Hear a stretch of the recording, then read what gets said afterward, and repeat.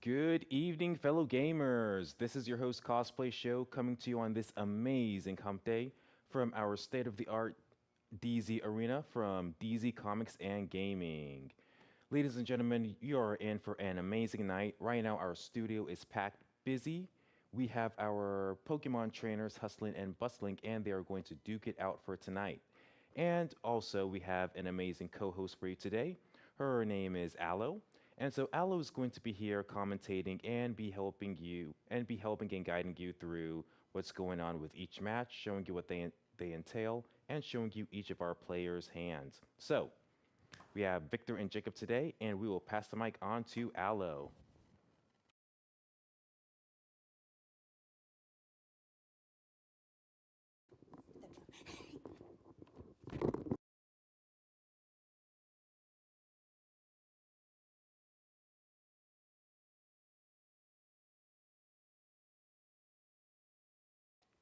Good evening, everybody. Great to see you all, and thank you so much for having me, DC Comics. Happy to be here. So, right now, I'm not really too sure what matchup we're looking at, but we have Yeah, so we have Pokemon. Pokemon. Yes, so a Pokemon match is happening. Yeah, Right? Pokemon match is happening. I'm trying to remember the player names. I apologize. Victor and Jacob. Victor and Jacob. So gonna go ahead and deal out. I'm trying to see what we're playing here. So we look. I see a penny. I see a boss there in the opening hand. Dwebble. Okay, so it looks like a crustal up there on top. Crustal can be a really scary thing, and it looks like, oh, I don't know if that's either Gardevoir or that could be Alakazam. Crustal could be. This is going to be.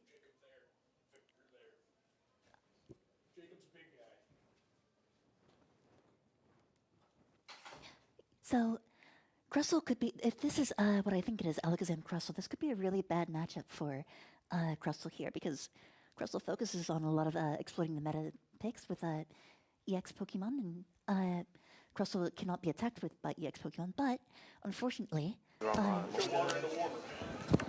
unfortunately, Alakazam is not an EX Pokemon. It can do for a lot of damage really fast. So, We're ready. in order to keep up with the damage output of Alakazam is going to be very, very difficult. All right, good luck. That's 3 energy attachments, which could be very slow compared Draw to just turn. single energy attachments. And play and pass. You saw the screen, man.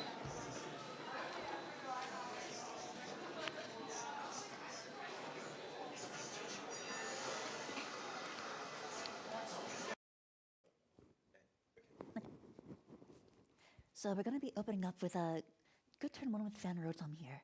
Going to be able to find our Dunsparces in order to evolve into Dunsparces, or the Dunsparces later to draw 3. Going to go ahead and search for another Fan Rotom here, though. A little bit of an interesting pick, not a bad attacker for this. As long as we can get a stadium down, that Fan Rotom can swing for 70 and is able to knock out any Dwebble in the active. Although Dwebble does have that Ascension attack, which allows it to immediately evolve into Crustle on its first turn, which will allow it to give it a little bit of an HP barrier on that first turn. Though I don't know if that will be too much of an issue for Alakazam to deal with, especially with all 4 Dunsparces out on the active. We have a really good chance of drawing into a large amount of cards, which will allow us to make some really big plays here. But we do seek out for the Precious Trolley here. We're probably going to be definitely looking for that Mega Kangaskhan.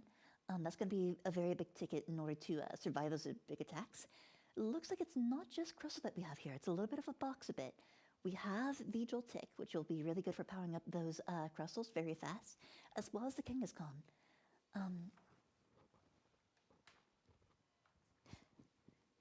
Gonna go ahead and look for those monkeys, look for those, just anything to kind of like get the ball rolling here, anything to reduce the amount of damage that's gonna be thrown onto their side very, very quickly. We do have the Bouffalot set up so that Mega Kangaskhan is gonna go to an effective 360 HP right here.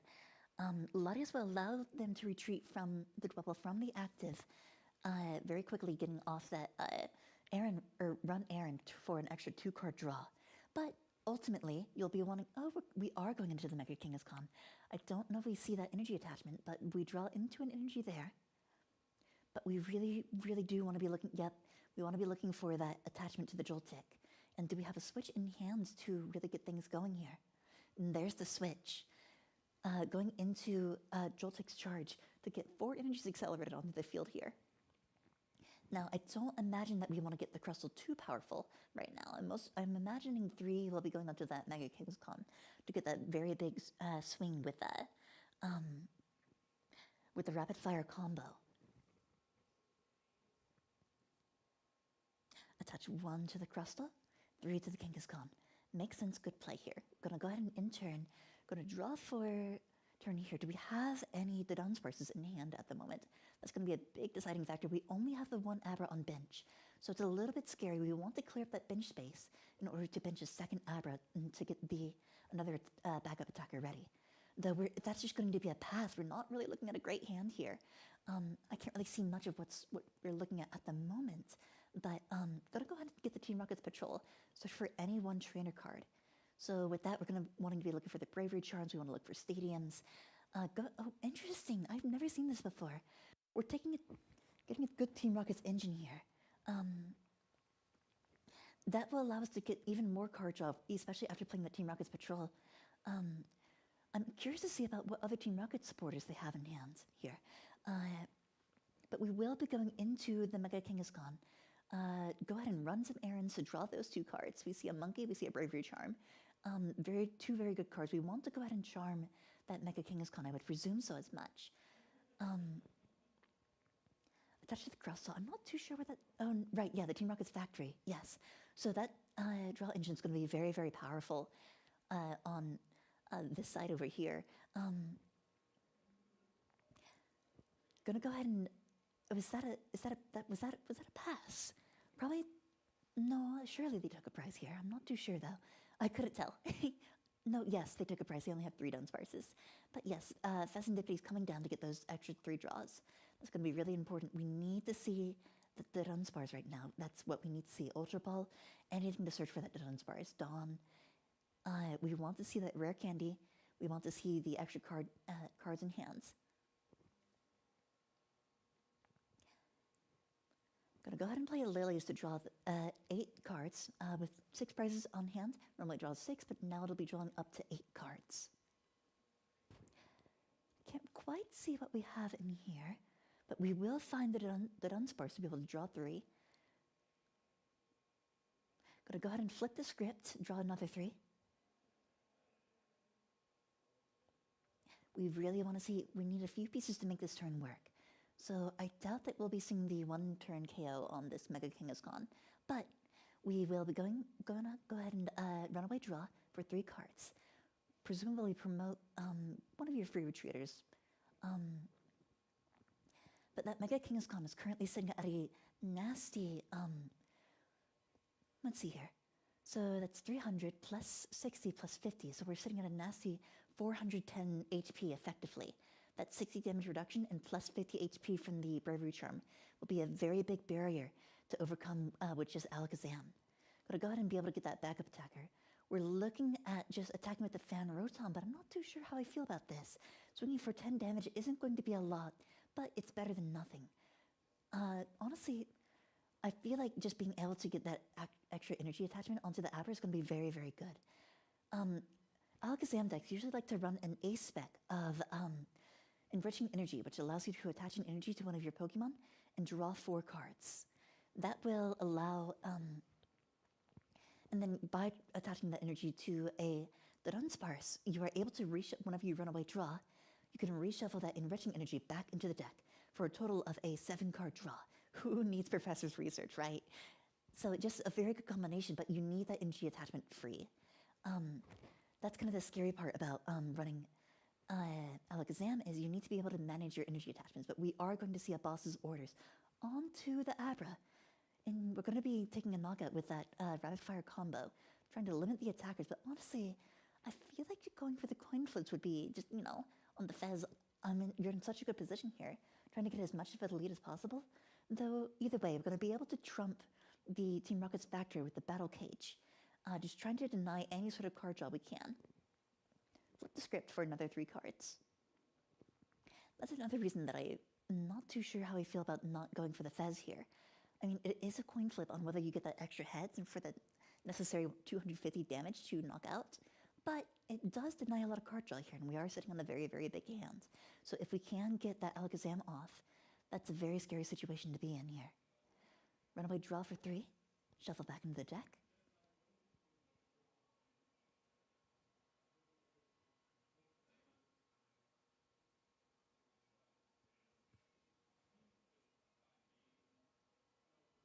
Promote with the Fan Rotom. I guess that makes sense, since in case you do actually hit what you need here, then you can go back into Abra. But going to go ahead and get a Buddy Buddy. You need those backup attackers, but it looks like we might have a little bit of a prize issue. I'm not too sure how much we have left in the deck at the moment. So we really need either some recovery. Going to go ahead and just get another Dunsparce down. Trying to get some draw, but we're out of Abras, which is a very, very scary situation to be in here. If we get that last Abra knocked out and we don't have any recovery to restabilize our attackers, we do have a Night Stretcher though, so that's good, something that we want to see here. Attack for 20. Or attack for 10. Not doing a lot of damage here, but we're getting somewhere at least. Especially since it is 20 cards per hand, that means we want a total of around 15 cards. And with that Bravery Charm and those Bouffalants, that adds about another 5 cards in hand that we need. So it's going to be quite a bit.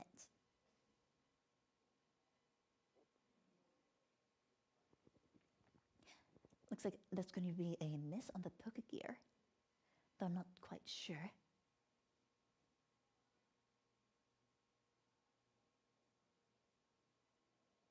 Another Team Rocket's Patrol here. Looking possibly to get another Team Rocket's Factory set up, maybe another Bravery Charm. We're just going to go right into a Boss's Orders. Keep that in hand for next turn. That will be very, very handy on closing out the game potentially. Or just kind of denying any sort of attackers. Take the knockout, go down to 3 prizes. We're going to need to figure out something here to make up the difference. It's very possible Mega Kangaskhan is a 3-prize Pokemon, so that means we could potentially be seeing a very big turn here if we can find the rare candy, if we can find the energy attachment per turn. Being able to take 1 knockout in a single turn will be quite the daunting task here, but not necessarily impossible.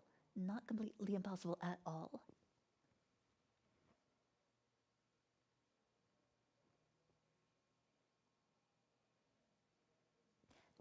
Going to go ahead and find another Dunsparce. We did play a Dawn here, so we do have Alakazam and Dunsparce on the field active. Though, do we have the rare candy is the question. This is such an unfortunate position to be in here, especially with just no rare candy at all. Very, very scary. We're going to go ahead and get the runaway draw.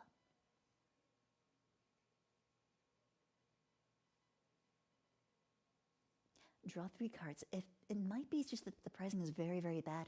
Potentially, there could be a lot of rare candies in those prizes, and just not really being able to see much of what we want to see. Gonna go ahead and find the Kadabra. Being able to draw 2 cards with the ability upon evolution. Top deck into Dunsparce. Draw another 3 cards. We are digging for that rare candy. We really, really want to see that right now.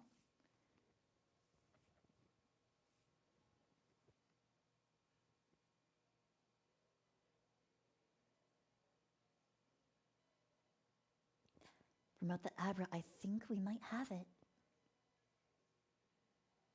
Bench of Dunsparce. Now we do have a very, very big hand on this side, which could mean a lot of damage. Not completely too sure about how much damage we have on, or how many cards we have in the hand right now, but it should potentially be enough. But we're not going to see what we want to see right now. No rare candy, not quite going to find what we have for this turn, but next turn we do have the Kadabra, but we do also have the Boss's Orders. Going to go ahead and spend the Jumbo Ice Cream to heal 80 damage to bring that Mega Kangaskhan back to full. We do have Boss in hand to deny that Kadabra, which could be very, very scary. Yep. And we're going to see that Boss's Orders, trying to get rid of any sort of attackers. We've picked up that we probably don't have any rare candies in the deck at the moment, and we're running out of Abras and potentially Kadabras as well.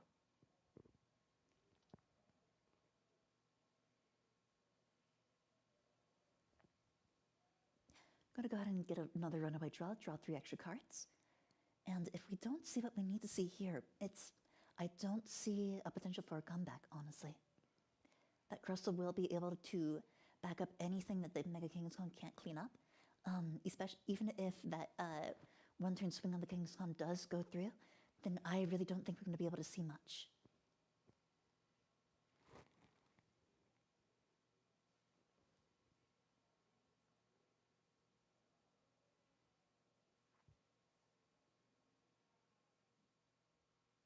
There's the rare candy. We are able to find rare candy finally after all of this time.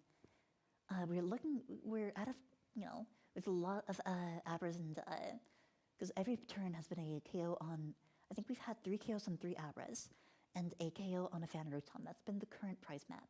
So we need to pull a few Abras out of the discard. We are going to bench an Abra. We are going to find the energy attachment for that Abra as well. So we do have back-to-back swings. Ultimately, though, we only have 1/2 prizer on the field on the back end here. So we're in a good position to not lose next turn as long as we don't bench another Mega. There is a very good potential that I don't think we're going to be seeing another comeback here.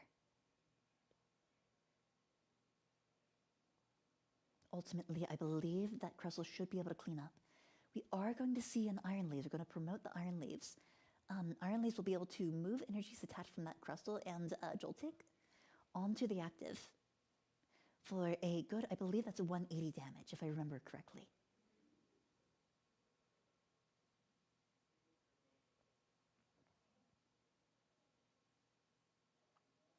That should be enough to KO the Alakazam, who is kind of at a little bit of a squishy 140 HP. We'll be taking the knockout, going down to 1 prize, 1 to 3 here. Going to have to make a very big difference to come back here. We don't have an immediate backup attacker on the other end here. So if that Iron Leaves does go down, we might need to scramble a little bit just to get back into the position that we want to be. But we do need a backup attack. I suppose it wouldn't matter to have a backup attacker at this point. But, I mean, we want to establish a little bit of a board state. We want to make sure that we don't get retreat locked. We don't get anything stuck in the active that we don't want to. We want that Alakazam to stay in the active and survive through the next turn.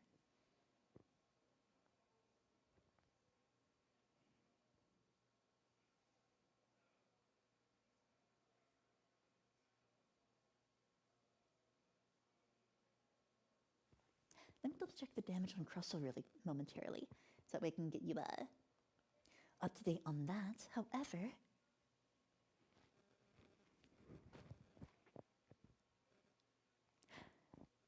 yeah, I don't think it's going to be an immediate KO at the moment.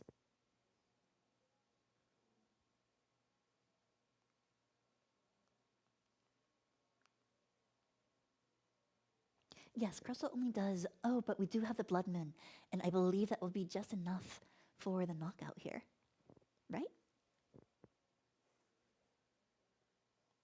Yes, yeah, Blood Moon will seal the game. Very good patience on both sides here. We almost had to come back. Very unfortunate draws on the side of the Alakazam, though. It's just kind of very difficult to really make that work in that sort of situation here. So, a very difficult game. Unfortunate draws, especially with that many draws. A deck like Alakazam that draws that many cards, that's really, really impressive to just not be able to actually hit what you want to see on that end of the match. But, best of 1 format, things happen. You take what you can get, and you hope to just get a better pairing in the next round. This is round 1, though, so I believe we have a full 5 rounds for tonight. So we will see what kind of comeback we can make here.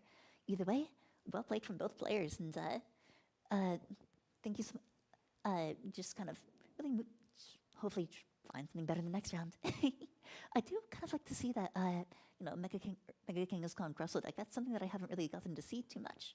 I mean, ultimately, it's a little bit of an interesting deck to see.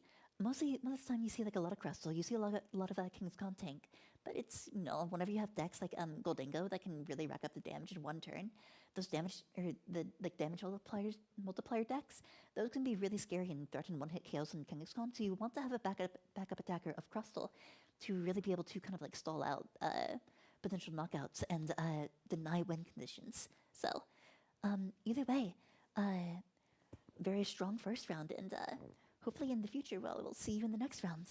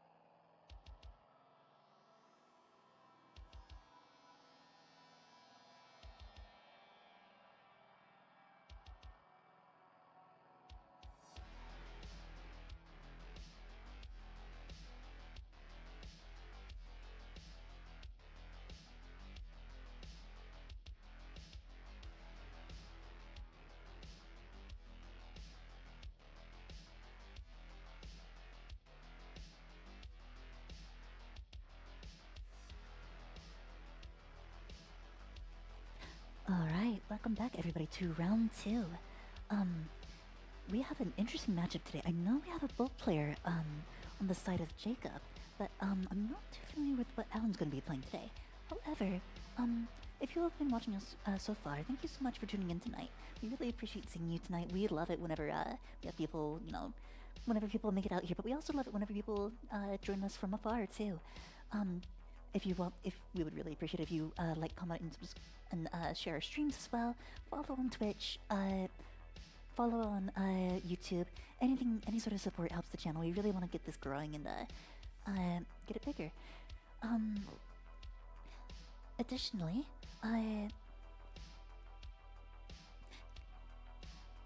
never mind, scratch that. But yes, any sort of support that you can show us right now, it's much appreciated. Really helps us get things going. And if you ever want to, feel free to say something in the chat. I see a few people have poked their heads in so far. Either way, we should be getting into it just in a moment. Let's see if I can get some table audio. Heads it is. I will go first. Do you want to cut? I'll tap. Did you cut? Yes. Sounds like Alan will be going first. 1, 2, 3, 4.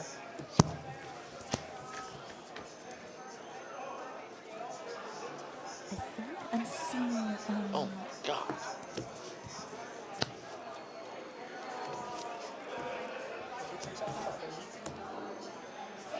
If I'm correct, I'm seeing here. Is that Great Tusk All right, we're Mill? starting. Good luck. It is Great Tusk Mill, so we've got a Mill deck versus Draw for turn. Raging Bolt here. So Artisan. Use it. gonna go ahead and put place on the Artisan. Search for one basic Pokemon. Something that I've noticed about Great Tusk Mill decks is they do love to have, Artisan's just such a good card for their deck. It really benefits them to be able to kind of like once per turn search out some of those high HP basics that you can't really get out with Buddy super fast. Because Great Tusk and Lunatone and Solrock all have very, very high HP. So just kind of being able to put that down once per turn really can give a good hand here. Though we do have Ditto in the active on Jacob's side. So this can turn into just about anything, right? Anything that Jacob needs, like whether it's a Fan Rotom, a Raging Bolt, or a Terra Pokemon to get those owls going. But if we really wanted to, we might just be seeing a turn 1 knockout on Jacob's side. This could be a very, very explosive start. Raging Bolt is a deck that moves low to the ground, is very fast, does not always need these knockdown engines to really, really make it work here. But we do have the Solrock Lunatone engine online. We're going to discard an energy to draw 3. Go ahead and attach for turn. That could be a bit of a risky attachment here, but I don't know if Alan knows what he is up against at the moment. Either way, I'm going to go ahead and pass the turn. We do have, let's see here, what do we have in hand here? Go ahead and start with an Artisan in the deck before we do any sort of searching or reshuffling. We are running Knockdown Engine here. We do have Fez, that's not priced. Prime Catcher is not priced, so we do have a pretty good, from just first glances, we do have a good prize arrangement. We might have everything that we need to make it work, and we are going to be able to find the Fan Rotom, though. Be able to search out, use Fan Call for 3 normal type Pokemon of 100 HP or less. Gonna be looking for those knockdowns for the Hoots. Gonna grab 2 Hoots and a knockdown. Put knockdown to hand. That will be useful next turn. I don't know if we're going to see any. Presumably, I think we might just end up not doing anything too crazy. We're just gonna bench Teal Mask Ogerpon. We do have the Terra that we need here. Teal Dance to draw 1 card. I think we might have needed the shuffle. I think we're fine, but it's whatever.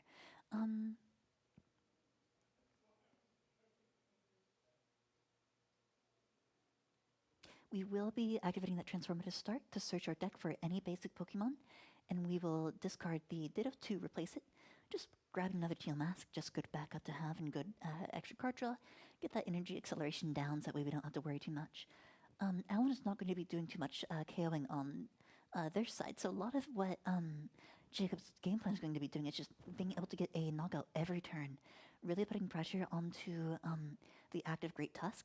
I'm going to go ahead and attach to Raging Bolt.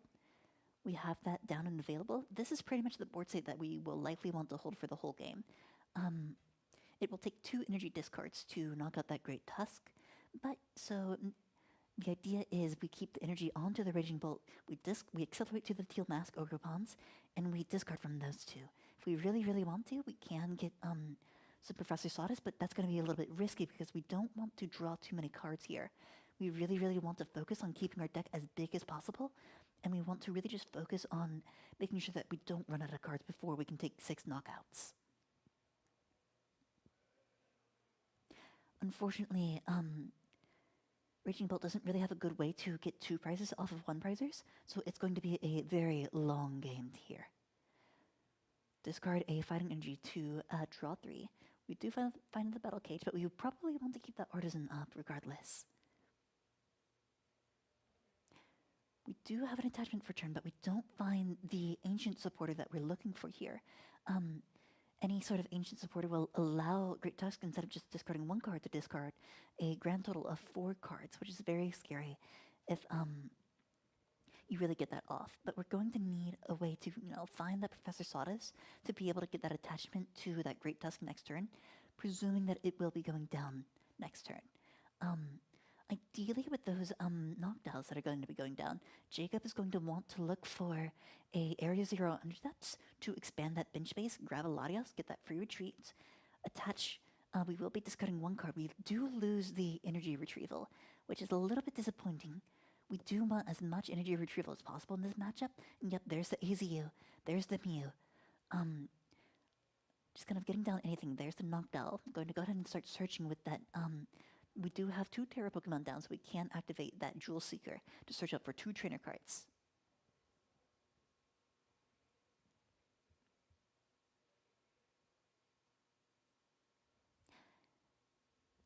I mean, right now, I would be looking for... we don't have any energy in the discard, but Crispin would be nice. Crispin's always welcomed. Any sort of supportive to allow us to really kind of get things moving forward.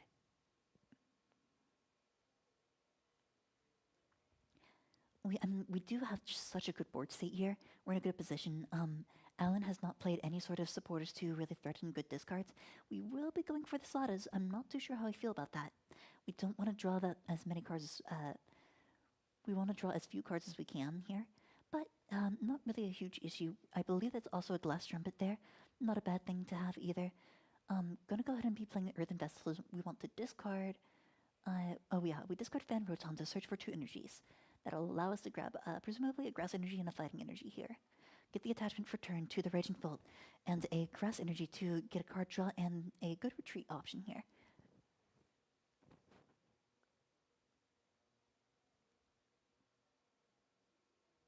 Yep, attach the Raging Bolt.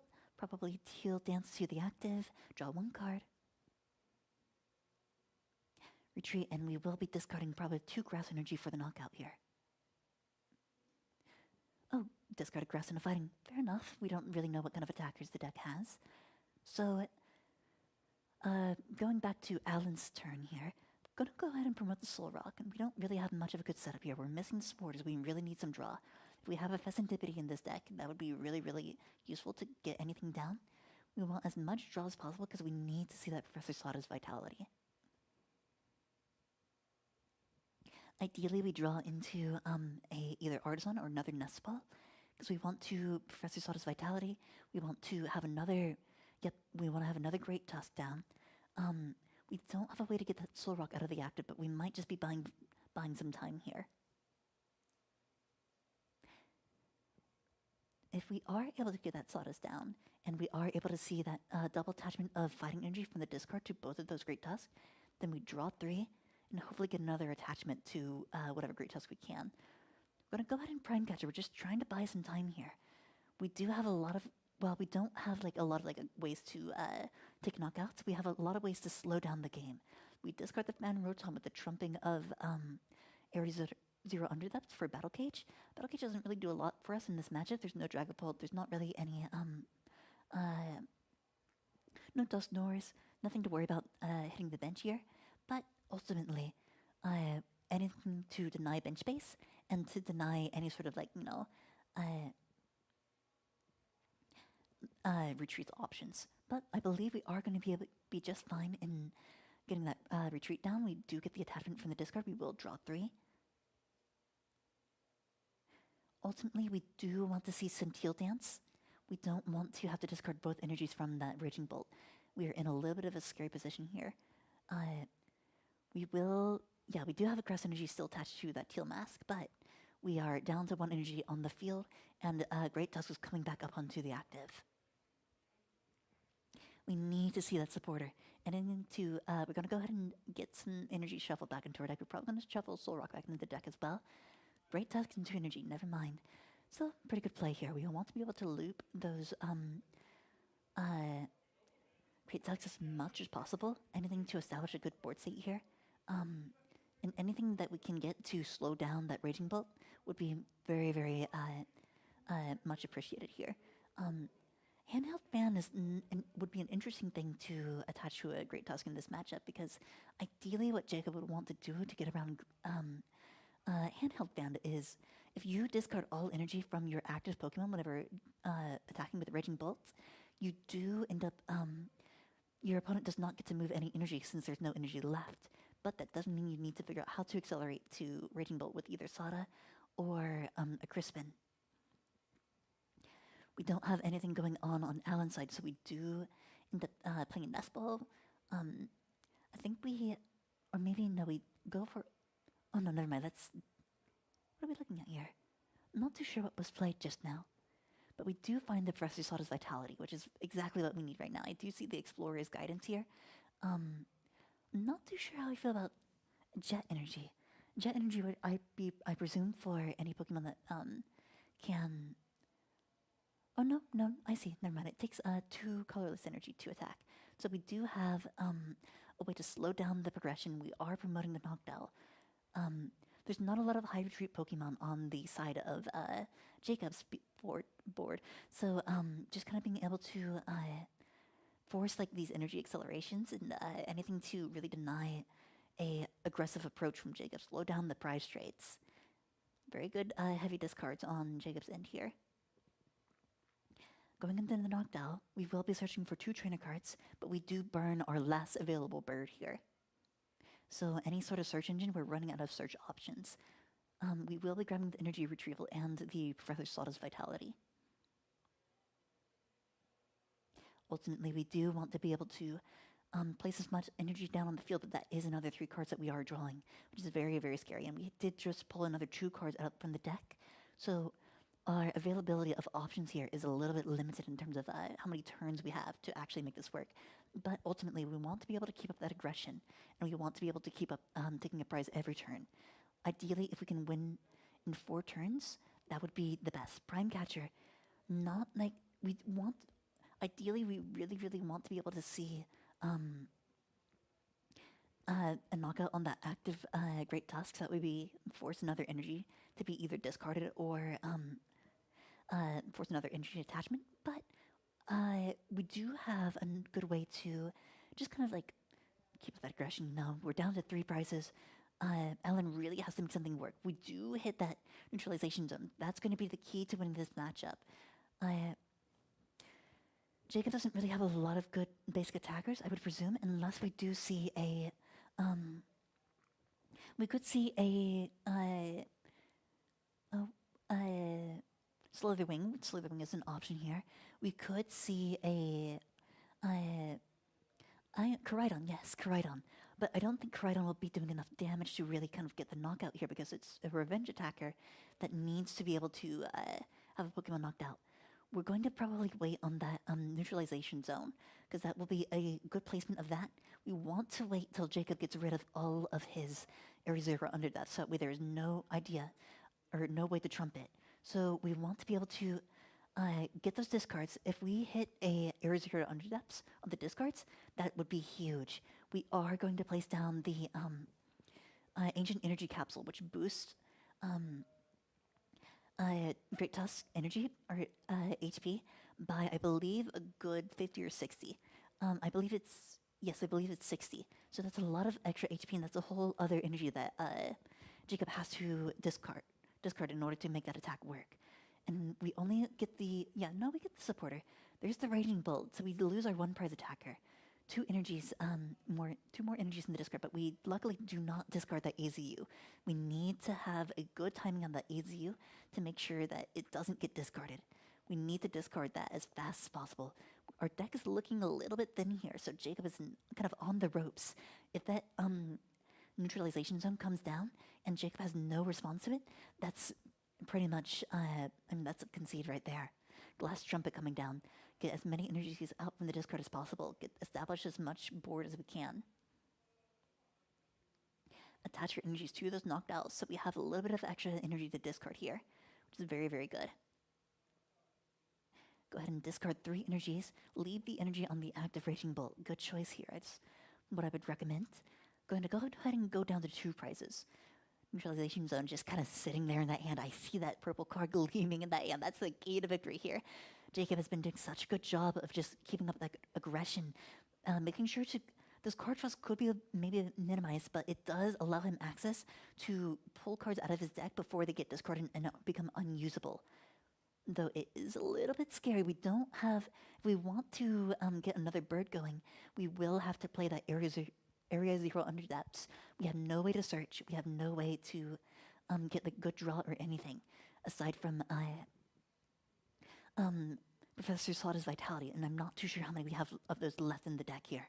We have seen 2 played, and presumably Raging Bolt runs 4, but I don't know how many we have discarded right now. So we're in a little bit of a scary position. So Rock is going to be coming down. We do have another basic attacker, though I don't really think we want to use much aggression, but we need to establish another Great Tusk. If we cannot establish that Great Tusk, we're in such a bad position here.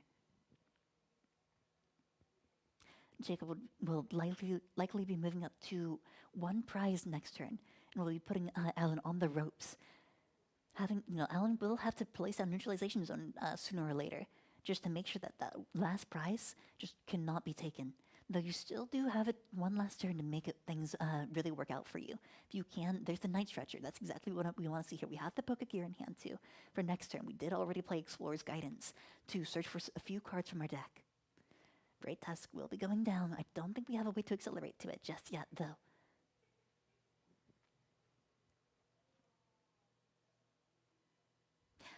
We're stressing. We are so stressed in this position. We need something to work. We just need anything right now. Missing this Great Tusk turn will be massive for Jacob here, and Jacob will just kind of be able to walk right through. If Jacob is able to take a knockout and establish another just really good board state, just attach as much energy as possible. We do see there's 0-6 machinations here, so that hand size is getting very, very large, and just being able to force Jacob to discard down to 3 cards will really make him consider what kind of cards does he need to make to close out this game. Just 2 more turns. We just need 2 more turns. Jacob has been very, very aware. I think Jacob has been playing very, very aware of that neutralization zone, not dropping that second AZU just yet. We've only ever seen 1 in play so far. We do attach that Ancient Energy booster to the Great Tusk. We will probably Night Stretcher for presumably either an energy or, we want that extra energy here. We are running out of options and we're running out of time. So Rock in the active, and we will pass turn. Night Stretcher, get a little bit of energy. Gonna go ahead and get that card draw going. Just straight for the attack. Really, really aggressive approach from here from Jacob, believing the last 2 energies that he needs on Raging Bolt to knock out that Great Tusk. But Great Tusk does have an Ancient Energy booster capsule. So if that 0-6 machinations come down and Jacob cannot find a way to get a 3rd energy onto the field, really, really scary situation here all of a sudden. Yep, we are going to see that 0-6. We have to consider what cards we want to discard. Presumably energy switch. Oh, I would not. Ooh, we are discarding that Area 0 under. That's a very scary situation. And we probably will be placing that down. Yep, trumping the battle cage. Area 0 under. That is down. That's the win condition. Oh, yep, there it is. Area 0. Did we top deck that? Did we top deck that? Are you kidding me? Oh my goodness. We top decked the last Area Zero under Deaths. Jacob was not planning on seeing that neutralization done, but just such a scary situation. Just immediately playing that Area Zero under Deaths as soon as he saw that. Just, nope, you are not getting that. What a very, very good game. It got very close, actually. I mean, just kind of like between the like just really aggressive plays from Jacob. Jacob was just able to manage his resources so well, and just kind of keep up with the very active discards that Alan was really forcing onto the field. We didn't really Alan with a few essential turns, just kind of unfortunate. Luck of the draw in that situation, not really able to map out a good path to consistently hit off 4-card discards on Jacob. Jacob playing very, very aggressive still, kind of going through a lot of cards in that deck, but it was exactly what he needed to just make sure that every turn knockout, knockout, knockout. And there wasn't just really a lot of opportunity for Alan to establish any sort of control on the opposing field, and ultimately leading to Jacob's victory in this match. Jacob moving on, sitting at a comfortable 2-0 here in this 5-round tournament. I mean, it's already feeling very confident. Raging Bolt, you don't really see a lot of Raging Bolt that much these days, but ultimately still a very, very good deck to be seeing here regardless. I mean, you really just kind of want to, with Raging Bull, it's kind of scary because it kind of gets a little bit outclassed by decks like Dawn Zard, where you have the potential to take 2 prizes. A lot of what we want to see in this meta is the potential to take either 2 prizes or establish like a really strong Pokemon that doesn't get knocked out. And Raging Bolt being a 1-prizer, you just don't really see a lot of potential for it to just kind of be able to sit in the active and live a turn, because you want Raging Bolt does have the potential to knock out just about anything you see in front of it. It will just kind of be able to fire off very, very quickly. But whenever it comes down to like those 1-prize attackers that some of the decks run, it can get really scary to keep up that prize trade, and it just becomes very difficult to really maintain a good board state and keep up that prize trade of whenever your opponent's taking 2 prizes a turn, you're really only taking 1. However, Raging Bolt does have some solid 1-prize attacking options, because as we saw, it never really became relevant in this match. But Jacob did have that Baby Bolt available in the deck, where it does 30 damage per energy attached to it. So, if you Professor Sawdust's Vitality to it or Crispin to it early on, you can knock out some essential pieces of opponents and punish kind of like whenever they maybe bench just like 1 basic Pokemon, like 1 Charizard or 1 Charmander or 1 Hoot Hoot or 1 Ralts. Just very, very punishing plays here and very aggressive approaches for a deck like Raging Bolt. Ultimately, I'm a big fan of those kind of like low to the ground or basic attackers with those basic EXs. It becomes very, very powerful very quickly. So just kind of like being able to get those really aggressive starts is something that is not really seen much in this meta, especially with like a lot slower play with the megas coming out, where we're seeing a lot of like a Mega Kangaskhan, and we're seeing cards that like to kind of take it slow, run Turbo Energize, get that energy established, run Precious Trolley, get those big basics up and running on the bench, get kind of like a good board state established, or maybe just swing with it with Bidoof, slow things down, deny the items. And the meta's really, really interesting right now. You can see it just about anything, really. So we can see, I run a lot of off-meta decks. I ran Terapagos Tank for a little bit. I run Qinpao now. So Qinpao's just, basic attacker, very similar to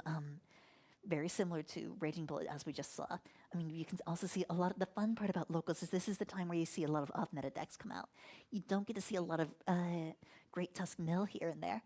So, I mean, the Great Tusk Mill is a very, very scary card because it's designed to disrupt the board state of the opponent. But the thing about Raging Bolt is it's just so good at just returning to that board state that it just loves so much.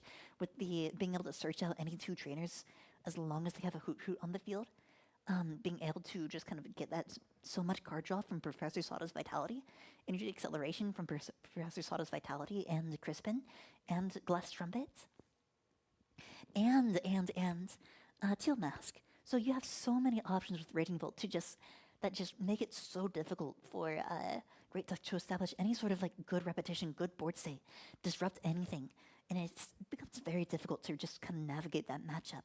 Although ultimately, we do get to see a good amount of just off meta decks. That's what I love about locals. I mean, we saw Alakazam last round. We saw, I see so much Goldengo. Goldengo is incredibly popular in this meta. Just kind of like a popular, two-price attacker that's just so good at. It's been around forever, right? Ever since the card came out, but it keeps getting stronger. We keep seeing it every time.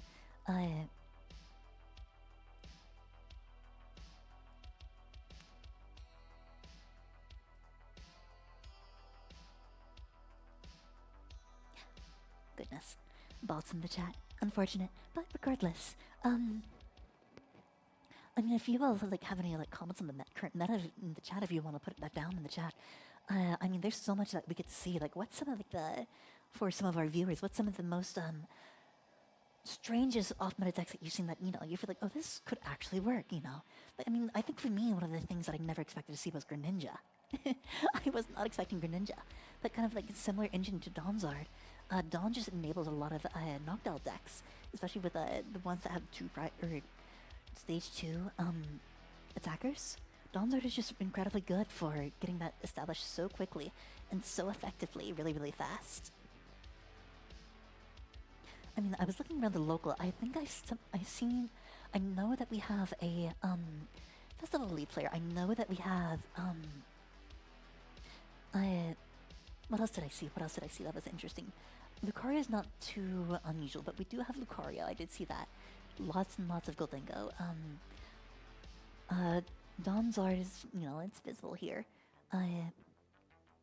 Anything that really is just kind of, a lot of the meta is very, very powerful right now. So, ultimately, I'm curious to see what we have next round. And feel free to stick around. Thank you all so much for supporting the stream. Please stick around for the next round. I would love to see you all for the next time, and we should be back with you shortly. So thank you so much, and we will see you then.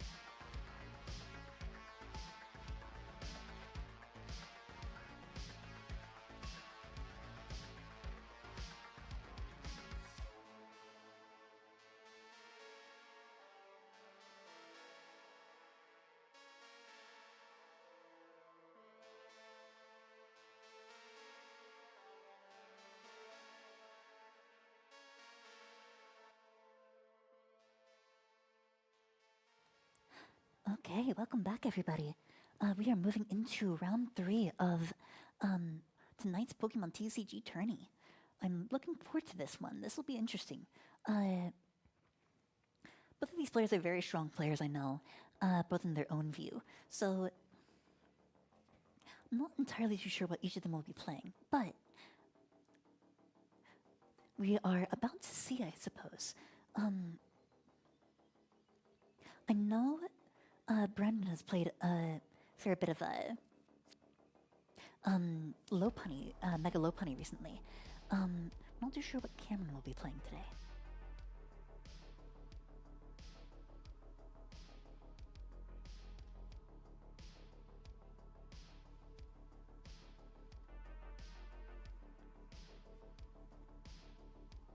Also, welcome Pulverizer and Screws to the chat. Good to see both of you.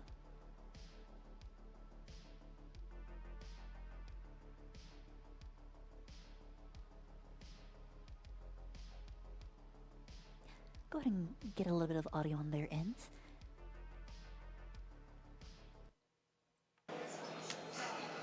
Ah, 1, 2, 3, 4.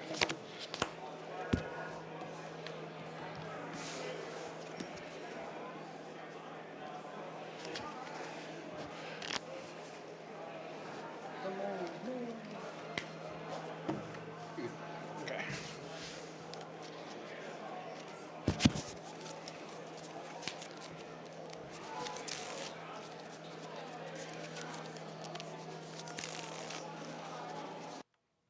Also, everybody say hi to Venipede on the mic. Looks like we do have one mole on Brandon's end. I didn't quite catch what he was playing just from that mole, but I need to double check it in just a moment.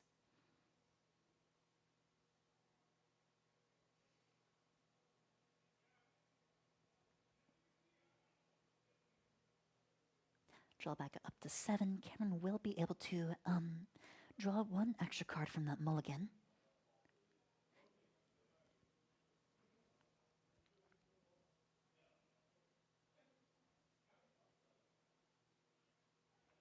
It looks like we're just playing straight Goldengo on Brandon's end. So very, very powerful deck. I mean, if you're going first or second, or if you're going first, we're in a very good position to possibly seal up a 4-turn game here. Opening Monkey on Cameron's side.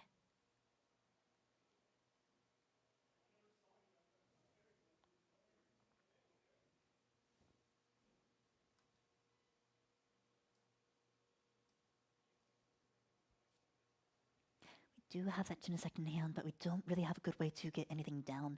We have a Gimmighoul. We can make a few things work. We are running probably a 1-1 of Mega Lopunny that takes some quick, big damage. Possibly seal out some games. I see that we also have the Mega Lopunny in hand. We will be binging the Gimmighoul and the Baniri. We have one Fighting Energy in hand. We will attach it. We don't really need it to swing with Goldengo, and especially we want to be able to retreat the Lunatone, but we will just be seeing a pass here. Not a great start from Bandit's side. That's unfortunate hand. See what kind of response we can get on the other side, though. Brock scouting. Gonna go ahead and probably search for 2 basics. It looks like we're playing just straight Dragapult here. So, I mean, both just very, very strong decks. Dragapult considered to be one of the best decks in the meta currently. We are looking at a little bit of Dusknoir, Duskull. We have Monkey in the active, so we have just generally just a very well-established, well-rounded deck. We will grab Latias EX and one other basic Pokemon.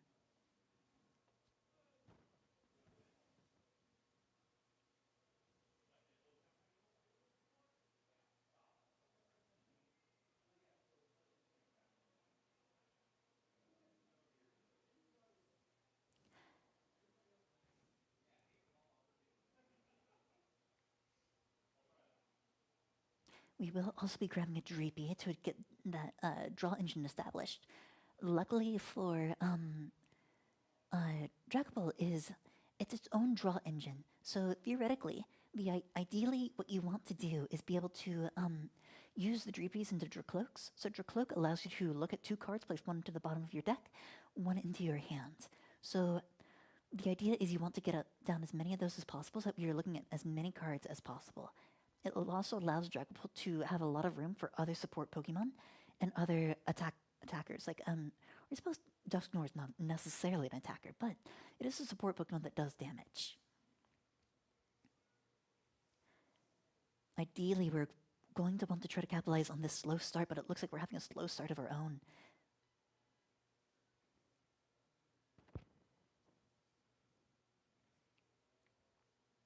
And it looks like that will just be a pass if I'm correct. Maybe not, though. Though we do go for the Ultra Ball. We will be discarding, I believe that's Hawlucha and Blood Moon EX.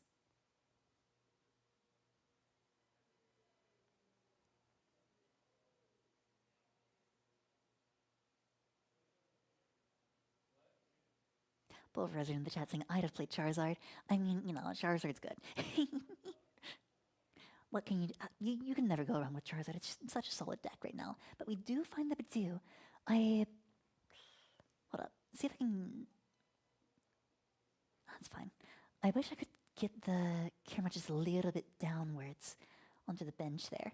I might poke my head out just a moment. I will be right back. That'll be fine. I don't feel like bothering them. Either way. We are item locked on Brandon's end. We don't have access to any of our like good energy surges, so we're just gonna have to do our best to find anything. So we need to top deck that. We need a Soul Rock to get that Lunatone's engine off, so that we can draw 3, potentially get a swing off with Soul Rock if we're lucky, because we really don't want to be promoting a 2-prizer here against an explosive deck like Dragapult.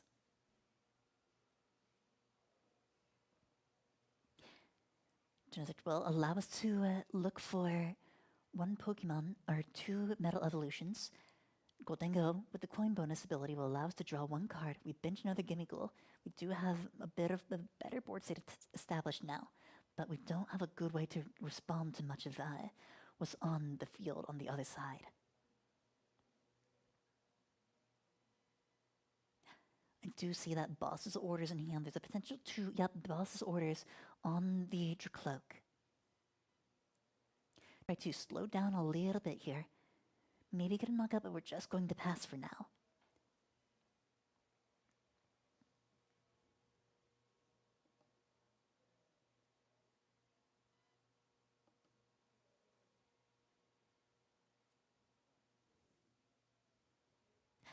Ooh, really not being able to see the bench right now is...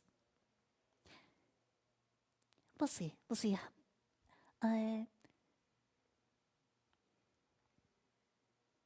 Attaching energy for turn. We do have that Recon Directive, which will allow us to look at the top 2 cards, but we're going to go ahead and Lilies. Get some 8 fresh new cards in our hand. It's going to be really, really important. Just possibly get a good swing here, but it looks like we're just going to be waiting and possibly trying to get something good with that. With a possible Dragapult swing. But since we did use up our attachment for turn, we don't really have a good way to accelerate energy to that Dragapult. Dragapult does like to run Neo upper energy, so it could be a possibility of running getting that 1 turn attachment, but can't really do that just this turn. We're not really too sure what kind of supports we have on the lower end of the bench. Allow me just a moment.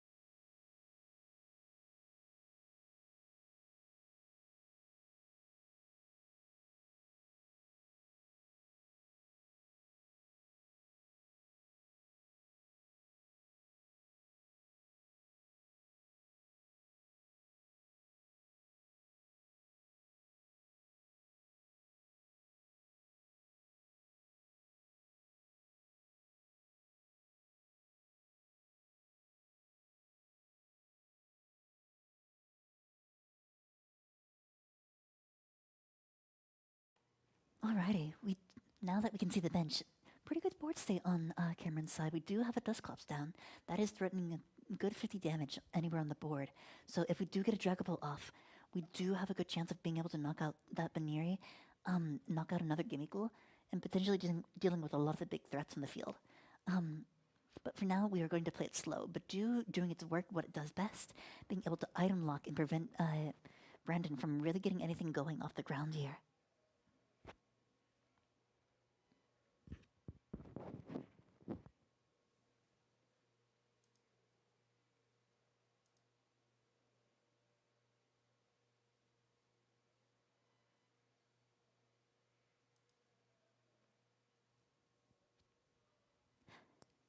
We are going to be drawing a few cards with that coin bonus.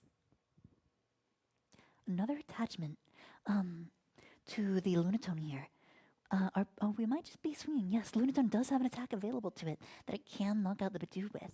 So very just kind of conservative play from Brandon here. I really like to see that. Not really wanting to waste any energy. Soul Rock's not anywhere in sight. So Lunatone's the best thing to sacrifice in the active. And we don't want to promote any of our one prizes right now. So Lunatone with 2 energy attachments will do the trick here.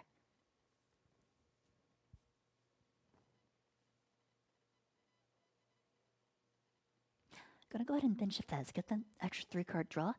We will be seeing a total of 7 cards this turn, which is very, very good on Cameron's side. We want to be able to get that Dragapult swing off, presumably. We do have the Dusclops to make it for it a very, very big turn here. But we have to be very careful about how much we push forward. We need to be able to keep up the net price trade because Gholdengo will be able to take a knockout every single turn. Especially now that the item lock is off. We are running out of options and we are running out of time. We have to make, we have to disrupt Brandon's board as much as possible if we really, really want to make this turn count. Additionally, that one extra monkey door in the bench, probably not like the best thing you want to see on the bench right now. It's kind of taking up a lot of space. You ideally want another Duskull down there so that we can do a little bit more explosive damage here. But you know, we take what we can get. We opened with that monkey dory, so unfortunately it's a little bit stuck there until we can figure out something to do with it. We do have the Hilda that will search this out, presumably a Neo Upper Energy and a yep, there's the Neo Upper Energy and the Dragapult as well. That or the Dusknoir. Either one could be potentially very strong here in this situation.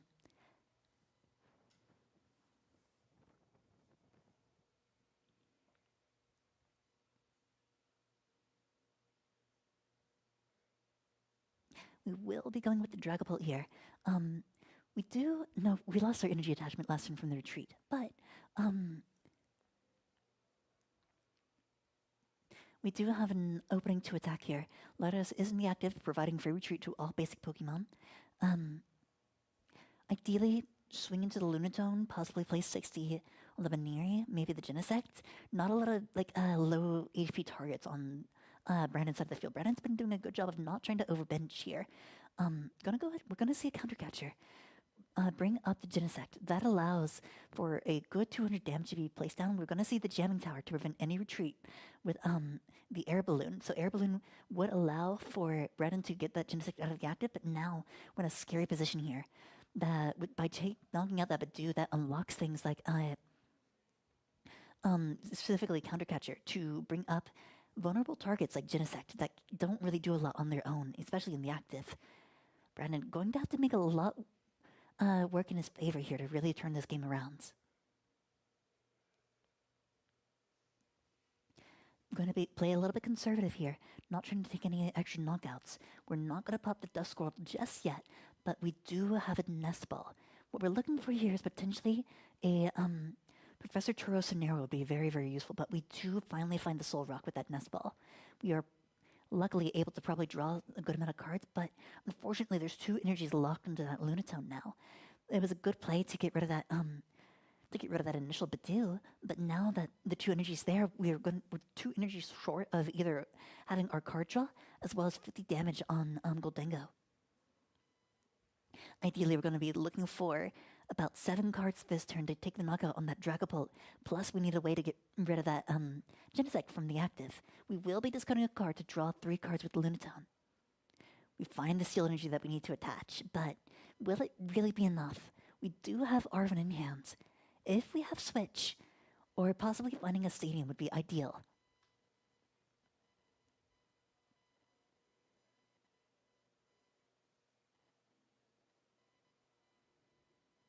We do have that Perineum Power Pro. That's an interesting conclusion there. Looking to possibly take out bigger Pokemon like a 100 HP Pokemon, 110 HP Pokemon, just really anything that the Solrock could be struggling to knock out. But I think that's still a very interesting inclusion into this deck for Brandon here.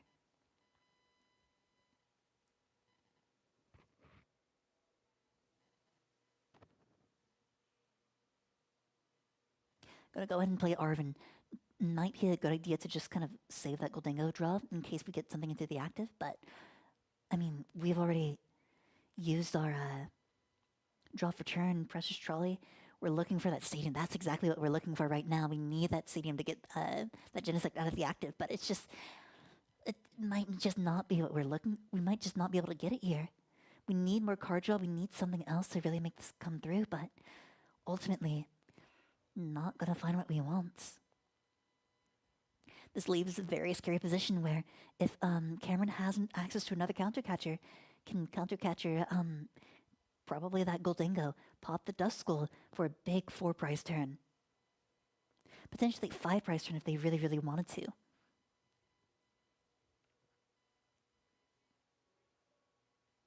Gonna go ahead and grab the Vitality Band, likely going to be discarded with the Earthen Vessel. But ultimately, just trying to find energy for that knockout next turn. But we are going to be very, very behind.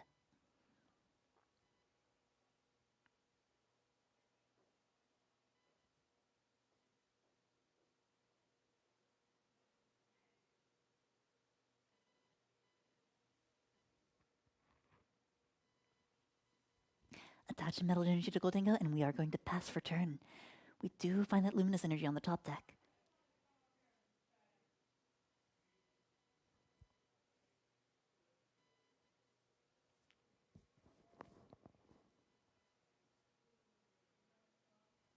Jamming Tower still active, but probably won't matter too much since Dragapult doesn't really like to run too many equipments.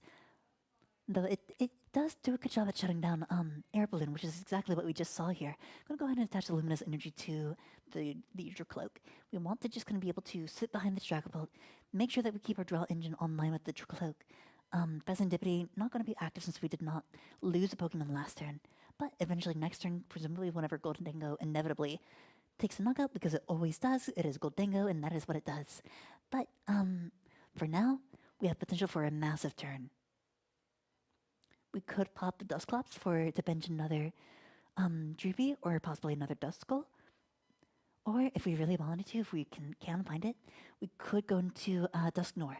But we are just going to pop it, take the 50 damage onto... Let's see here. Where are we placing the 50 damage?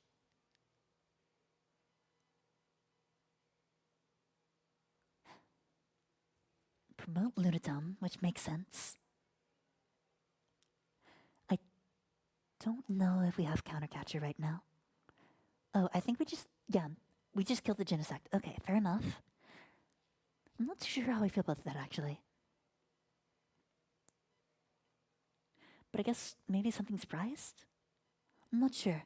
Or perhaps we just didn't have a boss. Either way, we are going to take a knockout on the Lunaton, presumably. 60 damage to the Goldingo. Goldingo's now at 200 HP. And we are at risk of getting one-shot by the Dragapult. We have 3 prizes left on Cameron's side, and we are feeling good about this. However, Brandon does have 2 turns to victory now in hands. Goldingo on active, Goldingo in bench. Scary position to be in here. We are looking for that Artisan to get rid of that jamming tower that we want that air balloon to attach to the active Goldingo to draw 2, and then draw 2 from the next Goldingo that comes from the bench.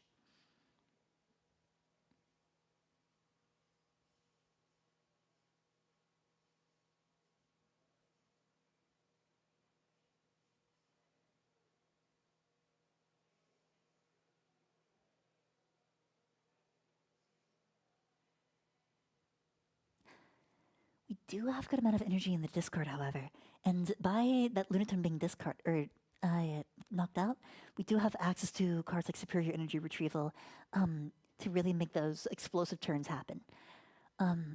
We will bench a Lunatone to get that draw engine back online. We do have that fighting energy in hand to discard and draw 3, but we are going to go into the Ultra Ball. We are likely searching for either another Goldango or, sorry, another Gimme Ghoul, or potentially something else just to thin the deck. We are in a little bit of a scary position here. Hobbs Cramorant. Oh, that's interesting. I would never. I mean, like, leave it up to Brandon to include some very interesting text into his decks. I always love seeing what he comes up with, but Hobbs Cramorant is something I would never expect. But what do we KO with the Hobbs Cramorant is my question. What is it that we are looking for with the Hobbs Cramorant? We might just keep it in hand, save it for later.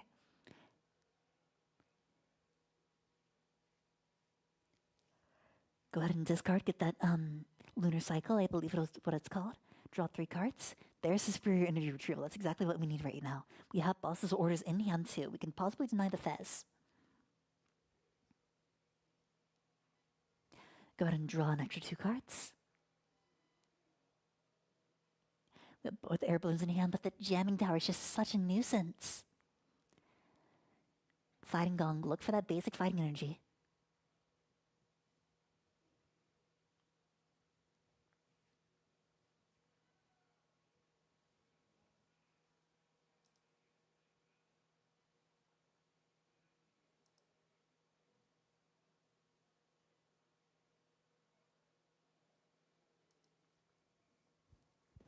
What we want to see right now is we really need a knockout on the potentially active Dragapult. I could see a good knockout on the Pheasantipity as well. Though, I mean, like, there's 2 kind of like low HP targets that are good for Mega Lopunny to knock out in the following turn. It's a very big potential that Cameron could get a knockout next 3-price knockout next turn if that Duskull goes online. But we do need a way to find that Dusclops, and we do need to find a way find that Dusknoir. That Banir is just kind of a massive target right now. Very scary, and that Goldango will go down next turn. Professor Churro Scenario, that's exactly what we're looking for here. We want to be able to pick up that Goldango potentially. Though both Goldengos do have 60 HP right now, so it's a little bit of a scary situation. Both are softened up for a 1-hit KO next turn, and could be problematic. We will be playing the Superior Energy Retrieval, discarding Mega Lopunny and Air Balloon. We don't need either of those right now, grabbing 4 fighting energy. Double checking what Mega Lopunny does. I believe it does 130 on the first attack for 1 energy, but if it moved into the active on that turn, it does a grand total of 260, I believe, off the top of my head. We are going to Turo. Yep, very good play there. Pick up the Baneri. That's exactly the target that the Duskull would be looking for whenever you pop it next turn, inevitably. Though Cameron's in a very precarious situation now. There's no easy targets. Those are 110 HP Pokemon on the bench. You could theoretically, it is still a very big possibility of evolving and then getting another knockout with Dragapult. Though there's a few things that we have to make work here. Do we have it is the question. Very confident attachment here. We do have the Dusclops. We're looking for the scoop, and there's the scoop. We do got it. Very, very close game between the two of them. Dragapult, such a powerful deck. A little bit of a slow start on camera that I think ultimately lost him the game here. Dragapult being such a good deck here, it can take these very explosive turns. It likes to kind of sit behind on the prize count to make most effective use of Prime Catcher to be able to kind of gust up these big targets into the active spot.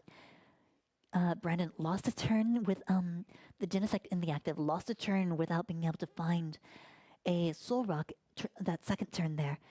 Just very difficult situation to get out of. Ultimately, it's a little bit of a slow start for Brandon too, but eventually we got those draw engines down. We got what we needed to. We got Badu 2 turns in a row. Feeling pretty good too. So ultimately, I mean, very good battle between the two players, very close, just a 1 price difference between both of them. And ultimately, it just kind of came down to who could accelerate a little bit faster and who had the better draw. So, I mean, I'm not too happy with Dragapult. Always makes me a little bit sad. But the Dusclops combos are just so cool. You can get some very big turns going, and it's just you can get so much in just one turn. Explosive comebacks. It's all about just being able to set up that board state, calculate the damage, figure out where to place it, and then go from there. I think honestly, there's a few places that I thought I would play different, where I would pop the Dusclops, but I mean ultimately that allowed Cameron to play 60 damage on the Gholdengo 2 times, so there wasn't a single Gholdengo to promote into the active. It was always going to be the inevitable 3-prize turn to close out the game there. And ultimately, Cameron just able to pull through just ever so slightly. We're moving into round 4. Cameron sitting on a comfortable 3-0 there. Looking to kind of move it into the top cut for... Or I guess there's not really top cut seating for her here, but we do top 8 payout. So anything that we can get moving forward here, just we want to get there's no room for losses moving forward. Anything that we want, we can take here. So we will take a bad opening hand from our opponent, especially in this best of 1 format. It's such an unfortunate thing, but we make what we can. We make work with what we can. Playing through those bad hands is part of being a really strong Pokemon player, and ultimately, you can always make comebacks from bad hands.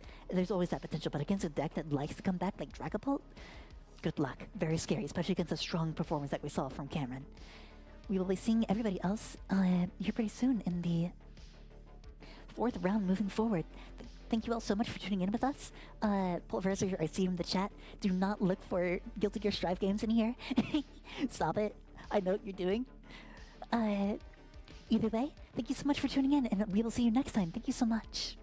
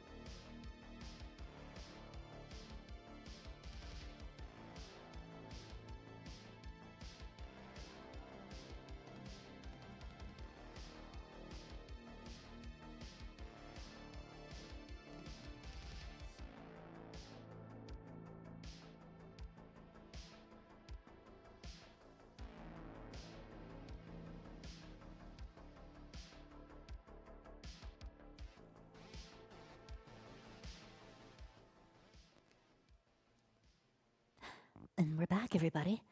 Up on the table for stream, with table 1, we have Cameron returning from the last match.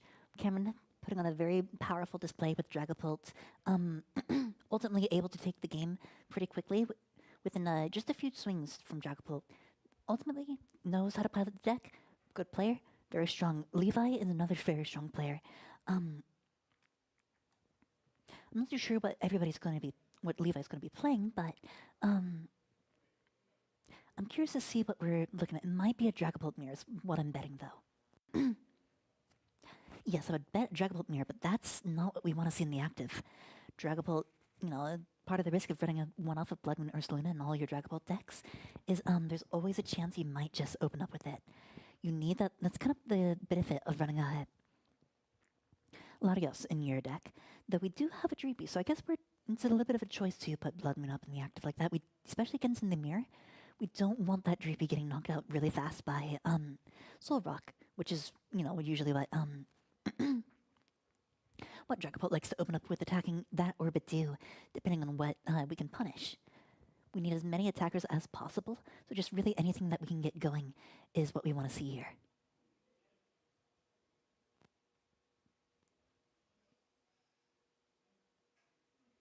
We will find the Soul Rock with this Fighting Gong, activating Lunatone's ability and Soul Rock's attack. So it is a potential that we can be seeing a swing, but it's not really going to do much against the opposing Blood Moon Ursaluna. Ultimately, we're probably looking for Badoo. We're probably looking for a way to establish some GPs for next turn to evolve. Ideally, we want to really be moving forward into trying to establish some good draws, some good denial, energy lock.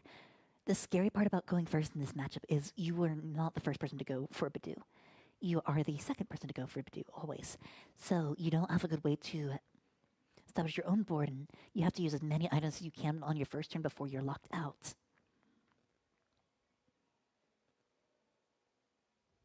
We will be attaching to the Soul Rock, preemptively, presumably.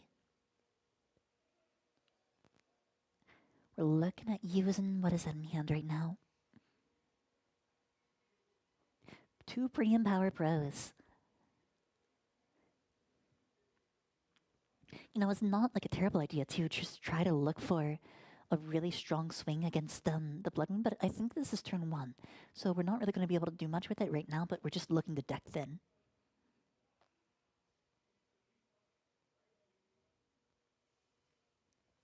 No, this is turn 2, my mistake.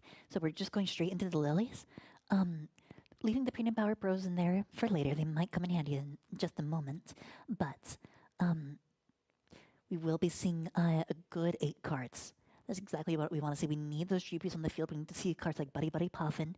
We need to see possibly another Lilies for next turn would be really nice too, since we are not seeing a knockout this turn. I don't know how I feel about the attachment to the Soul Rock, but we're looking for Air Balloon though. That Air Balloon will allow us to retreat into Badoo and get a swing off to get that item lock going. Though ideally it looks like Cameron just really wants to focus on getting that Soul Rock swing, soften up that Blood Moon Ursaluna for a big play later on. Any damage that we can put onto the field with Dragapult is damage that we can then capitalize on for later for big knockouts and big turns. Nope, never mind, I lied. It's Lucario, which makes a lot more sense. That would make more sense while you're running Premium Power Pro. I should have seen this coming. But regardless, we need more Lucarios. We need more...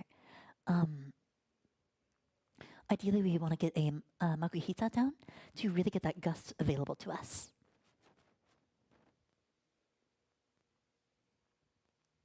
Makuhita evolving into Hariyama is just such a good way to keep a consistent threat of gust on the field, allowing you to take big knockouts.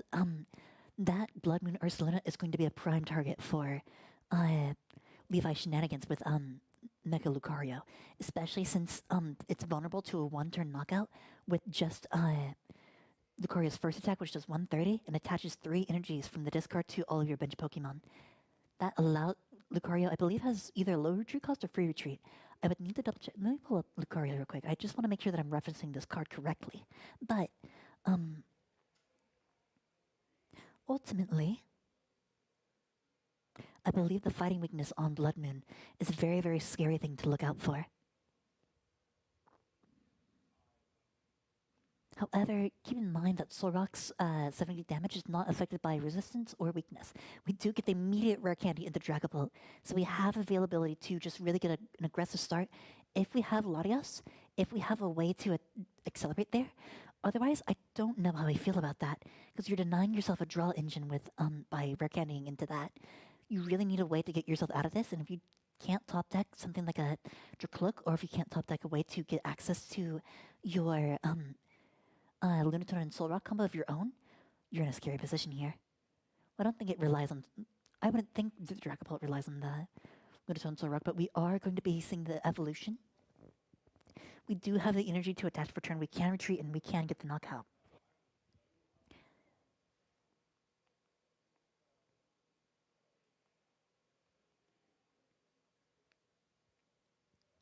We will be playing another Lily, seeing another 8 more cards, which is really, really nice. Exactly what you want to see in this situation. So yes, yeah, Aura Jab does 130, which is enough to knock out Blood Moon, which has a grand total of 260, which is a lot for a basic, but it's just barely not enough to get around that big damage attack there. And then we also have Mega Brave for 270, but you can't use it 2 turns consecutively. Let me double check the retreat cost of Lucario, because I am interested in what kind of response we could see. It is a 2 retreat cost Pokemon, so it's not as big as I thought, or not as little as I thought it would be. But regardless, you can just always be 1 energy attachment away from that big 270. I really agree with not using those premium power bros early on in the game, just to thin your deck. That, because you really want to be able to have 2 of those available. If you are able to get 2 premium power bros in 1 turn, you do have the potential to knock out that Blood Moon Ursaluna in 1 turn. Though something you do have to respect is the Monkey Dory, however. The Monkey Dory, if you leave damage on the field like this, it is possible to send it back. Mega Lucario, I don't think is too terribly scared of Monkey Dory, however. Mega Lucario has a pretty grand total of 2... Double check the card again, I need to see. Nope, 340, yes. A grand total of 340 HP.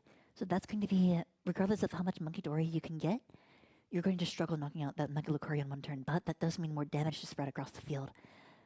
We will be seeing the maximum belt. We might actually just be diving for the Dragapult. That Blood Moon Ursaluna can be saved for later.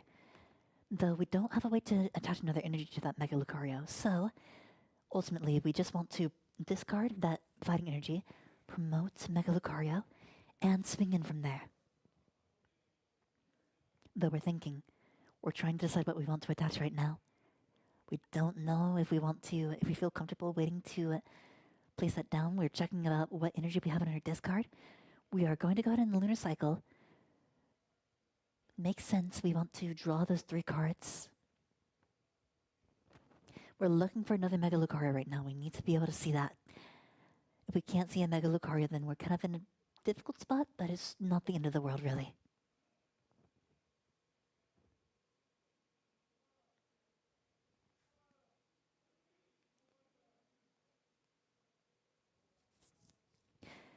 I do see that counter catcher in hand, so it is possible that we could see a good counter catcher turn. Maybe counter catcher the Makuhita, force that into the active and kind of stick it there while you swing around with Dragapult. Or, I mean, anything that you can really find, honestly. You need something that you can exploit in terms of like retreat cost. So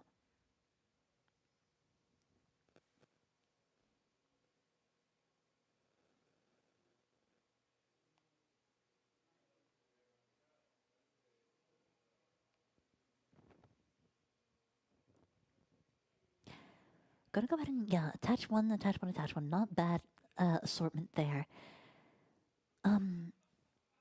Makuhita and Hariyama aren't bad attackers by themselves, but I don't know if you will need a Hariyama attacker this game.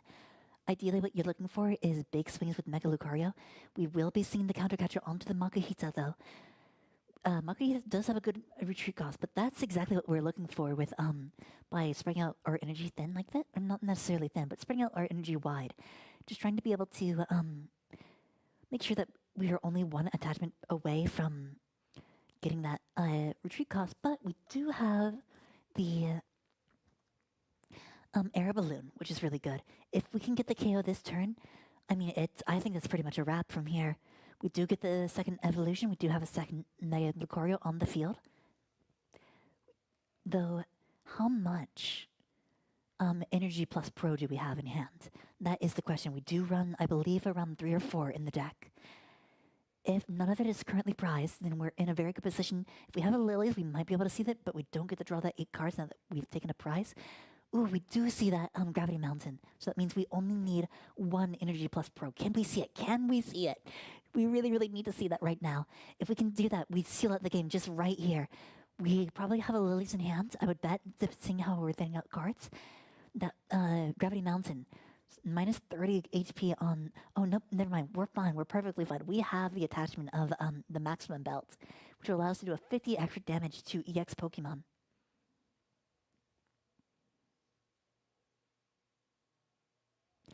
We're looking at a very comfortable, potentially 310 damage from Lucario right now.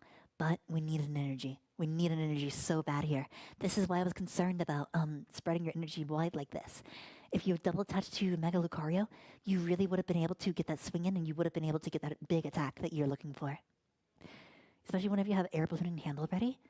You shouldn't be too scared about Counter Catcher, but I think if the Jamming Tower might have been the concern, but there's a few... I'm not really too sure.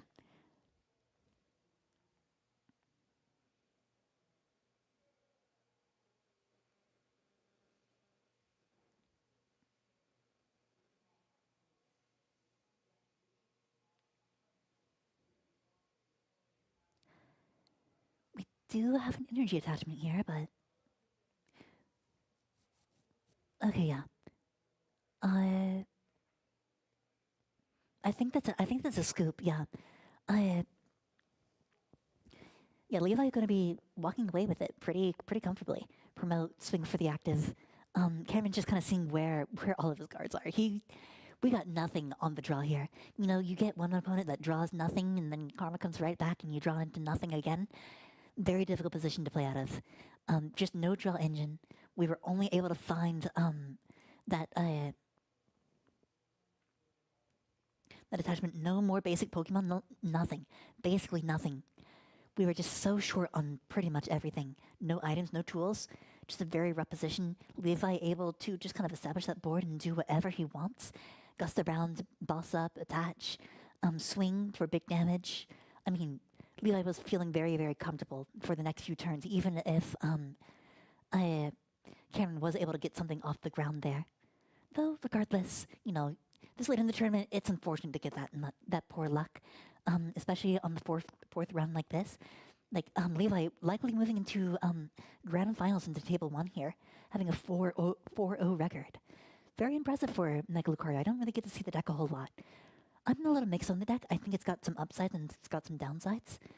It's having a 3-prize attacker is very, very scary, but it can do a lot of damage really, really fast. Either way, very good plays from each of the opponents. Unfortunate luck. We hate to see it, honestly. You know, it happens to the best of us. And especially in this like best of one local format, you can't get too caught up on it. You have to just like, especially in terms of like your mental, you can't let that get to your head. Like, you know, next turn you might get like a mediocre hand, and you might just like write it off too fast as a bad hand, get frustrated, miss the plays that you could make to win the game. There's so many things that could potentially happen that you just really want to avoid here. So you can't let this get happen to you. You still have the potential for making top 3. Levi, especially losing to somebody this late in the tournament, that means your resistance is looking really, really good. So, you know, there's a potential for making some sort of comeback, so you can't be too mad about this. Either way, thank you all for tuning in for another round. I'm hoping to see you all shortly here for the next round. Next round will be the final round, presumably, for round 5. Final match between two of the top players in the venue. So, you're definitely going to want to stick around for that one. And for those of you who have been watching, thank you so much for sticking around with us. It's been a pleasure to be able to commentate for you all. I've loved being here, and yeah, I'll see you in the next round. Stay tuned.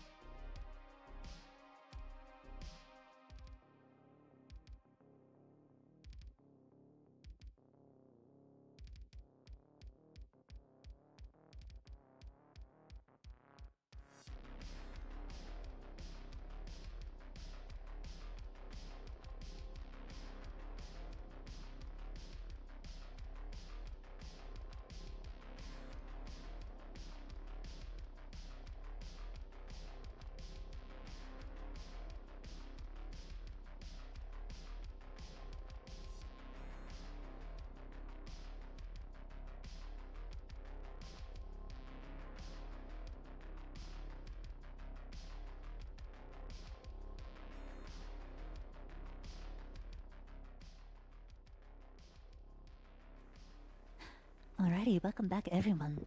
We have a little bit of time before the final round starts, but I want to give a big shout out to everybody who has stuck around to view the stream. Any of your support helps. Following our socials, or, on Twitch, on YouTube, wherever you want to catch the live stream. We stream every Wednesday nights at 3 or at 6:30, and every Saturday or Pokemon. At least this is for Pokemon. I'm not too sure if DZ Comics actually does any other card games, but for Pokemon, 6:30 every Wednesday and 11 a.m. every Saturday. Any sort of support that you can show is always greatly appreciated, and we always love having you out here, either in person or viewing on the streams. Any sort of support is always welcome. And always remember, support your local Pokemon shops and your local Pokemon tournaments. Any sort of like, it's always the most fun kind of way to get around and socialize with Pokemon.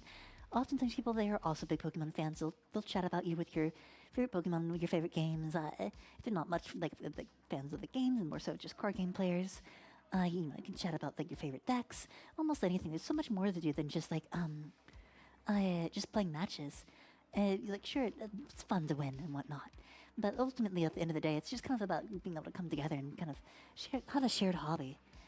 However, as we move into the final rounds, we are looking at two players who are 4-0 right now.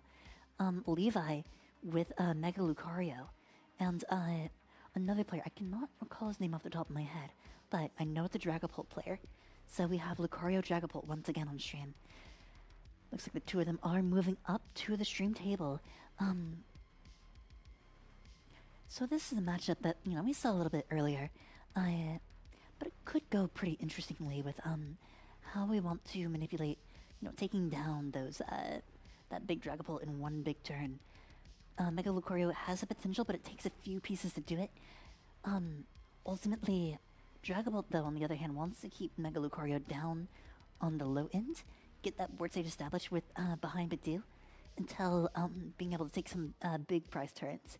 Because being able to hit twice on that Mega Lucario is still 400 damage, which is enough to take 3 prizes there, and by that, you've moved 120 down to the bench, which could lead to an extra 1 or 2 knockouts for a big 4 to 5 prize turn. Both players getting settled here. I mean, it's always kind of like in the locals it's relatively low stakes, so you're not really too concerned. It's not nerves. I mean, there could be some nerves, but it's, you win some, you lose some, it's best of one. You make the most of what you can, you try to get a good round while you can. So, I mean, we'll see what each player does so far, but I'm curious, we've seen a lot of bad luck recently. We saw Brandon completely with Soul Rock and not able to get any sort of draw engine going and only able to get like 1 Goldengo down. And then we saw, I was going around the venue and unfortunately Brandon also had the exact same match happen to him again. Unfortunate happenings, but it happens. I was talking to some other players. Some people, people make misplays. People were frustrated. It's always, it's difficult to deal with making misplays or, not having good hands. And it's like, how do you reconcile with that? It's how do you approach the mental stack behind that? And a lot of a very underrated aspect of competition that goes across everything: Pokemon, trading card games, video games, esports, and even things like like just regular sports. How do you deal with losses? And that's like a very big part. Is you have to understand like what is the significance of your loss, and what does it mean that you just lost? So you can't let it get to you. And like, how do you reconcile with your loss? People cope with it different ways. Some people might be a bit more verbal about it. Ultimately, you just don't want to make it other people's problem, Just kind of be chill about it. It's fine to be frustrated. It's fine to show your emotions. You're not allowed to, you're allowed to, like, I'm not saying don't show your emotions ever. It's, it's a natural thing. It's just, don't be too scared to, like, it's, again, remember, you're here to have fun. This is local play. You're not here to, like, try to get, like, World Tour points or anything. You're not at a regional that you spend a bunch of money to travel to and play at. It's, it's for fun. And you're here with people you get to see people you regularly see. But it's like at the end of the day, it's Pokemon best of one format. We're gonna get frustrated sometimes. So, either way, moving into the match here, let's get some audio on the table really quickly. See what's going on here. So much. Didn't you, well, not this matchup, but you played against me like Oh, yeah. twice with this deck already. Yeah, but like it's played still at so the many challenge. lines. It's so, Didn't we play at the challenge? oh, I'm playing something different. Yeah, but like. we It's played still like this different, deck. like just kind of knowing like the lines, like. I think you'll do fine and then as long as you don't do what Cameron did Yeah. last round. He started Ursaluna and I'm just like, okay, it's dead, and then he rare candies into Dragapult and uses Jet Headbutt, and I'm just like, okay, you're dead. Fighting weakness? Yeah. Yeah, yeah. And so I just demolished It's all him. these things It that was bad. you don't know have fighting weakness. Yeah, I don't know. Like Fez has fighting weakness. And it's weird because like you know how like they combine types. So like sometimes even though it's a water, I'll take my mulligan. Sure. All right, so it looks like there's a little bit of matchup familiarity from each players on the table right now.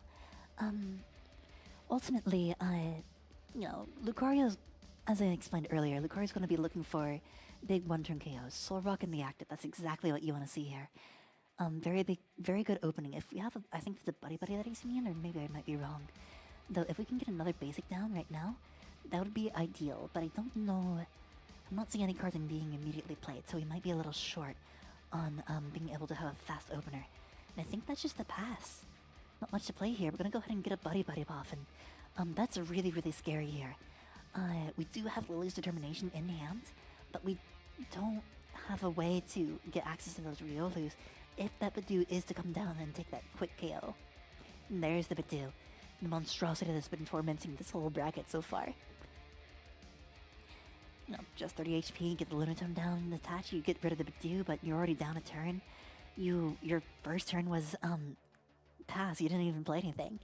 So it's very unfortunate opening hand here. You're in a scary position, especially whenever you don't want to be seeing this on the final game. Tournament point here for both players.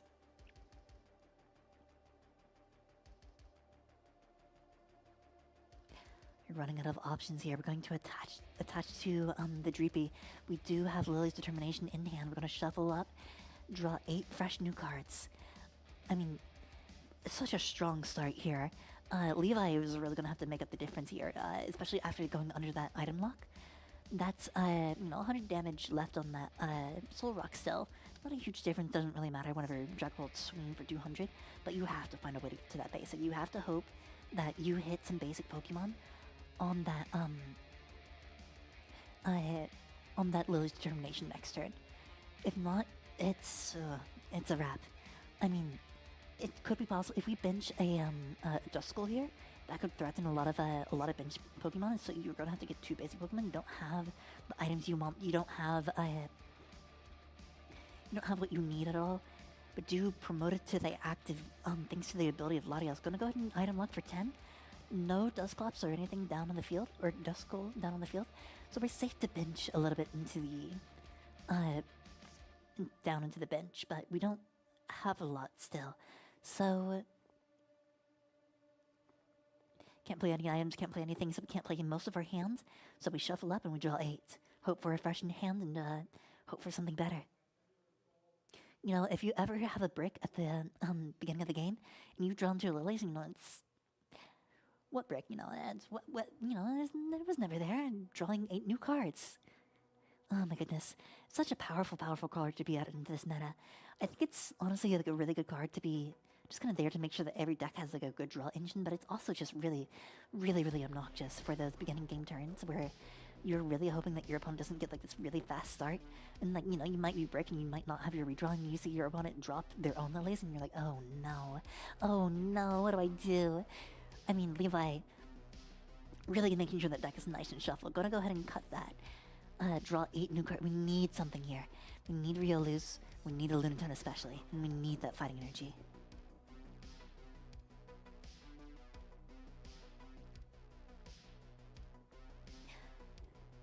Okay, the glare makes it a little bit hard to see the cards here, but we do find the Riolu at least. We don't have much else, and we don't have any other way to search for items. really hoping for that Lunatum, but we just weren't able to find it, unfortunately.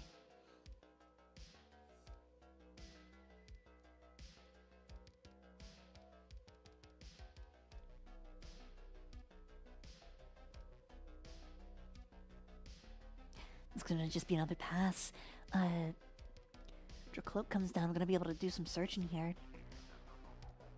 We don't have any of the Duskull, so we don't have an explosive turn yet. Ideally, I believe, Caesar's just gonna want to try to sit behind that Badoo and really just kind of wait out until that board state gets a lot stronger to be able to take a potential 2-turn, or if you really want to get ahead of yourself, there is the possibility of bossing up the Riolu and just kind of locking out Levi from the game.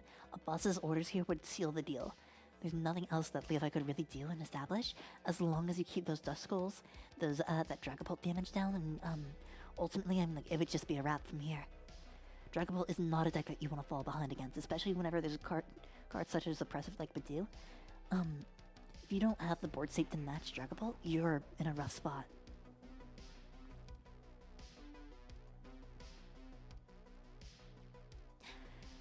Playing a little bit hesitantly here. We're not too sure if we want to rush things through or if we want to just kind of sit back and relax. We do go for the Ultra Ball. I believe we're probably looking for a Duskull here, would be my bet. That or we're going for Dragapult.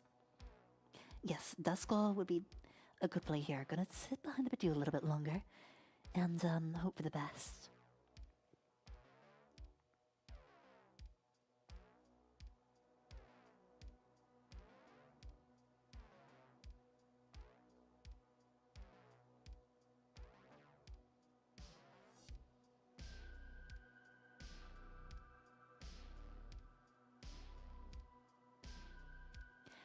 Attached to the Dracloak. Now we have 2 Dracloaks primed and ready with 1 energy detachment away from being able to do a Phantom Dive after evolving. Swinging for another 20, putting the Soul Rock up to a 40. Something to keep in mind is Soul Rock and Lunaton both have Grass Weakness, which means Badoo's HE Pollen does do 20 instead of 10. Any sort of damage you can get on the field with Dragapult is good damage, and that's exactly what you want to see. We do have the attachment. Do we have the evolution is the question. I think that's a Mega Lucario that I see in the hand. But do we want to promote and get that big swing in? Is that something that we are really risking to do right now? Because we have to get rid of that Badoo somehow, but we just...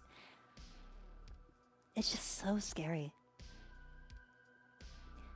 We don't want to get that 200 damage on the Mega Lucario here, and we don't have another... Excuse me. We don't have another Riolu to retreat back into. So ultimately we are struggling just a little bit.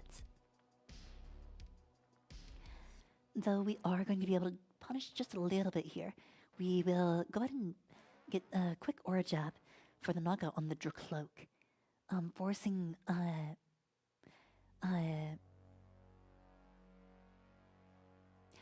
a potential, extra energy attachment. You need to be able to find that psychic energy in order to get that attachment, and the Dragapult as well.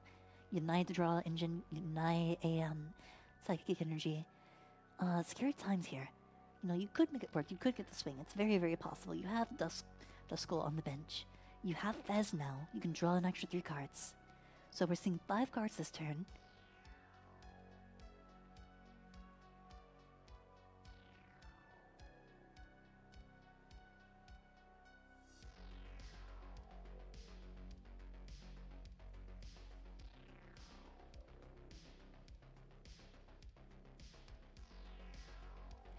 We're thinking a little bit. Not too sure how to get out of this one. We're running out of resources. We do have the Night Stretcher. We pull back a Dreepy. Makes sense. We don't want to be left with just one Dracloak on the field.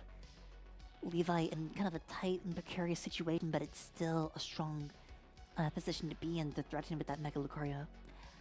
We do have that, I believe we have Gravity Mountain in hand, so we potentially could get a very big swing on Dragapult if it is to come up next turn. Badoo's only active. We could just sit behind Badoo and go for another item lock. It's possible, but whenever Mega Lucario's already sitting up there, the clock is ticking down, timer's on. We have to figure out what, how to get rid of that Mega Lucario as fast as possible and how to punish this very slow start from Levi's side.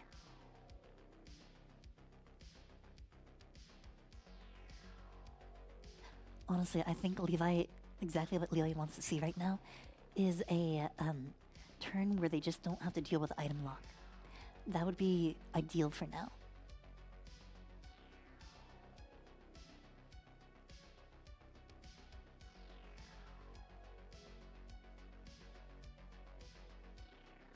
Though they will be going with the item lock here. Shutting down items, we want to just make sure that that board state doesn't get any better right now. So that forces the Mega Lucario to stay in the active for an extra turn, allows Caesar to evolve that Droopy back up into a Dracloak. Buys another turn in that regard, but you have to be careful about the potential of boss's orders. Potential of you can't play Energy plus Pro, but we did see the maximum belt previously in the deck, so we will see what happens from here. Riolu going onto the bench.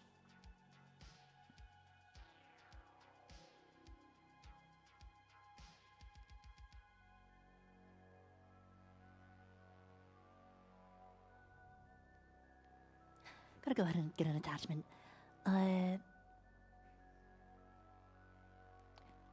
Is that a boss that we're seeing right now, or that might just be showing discard.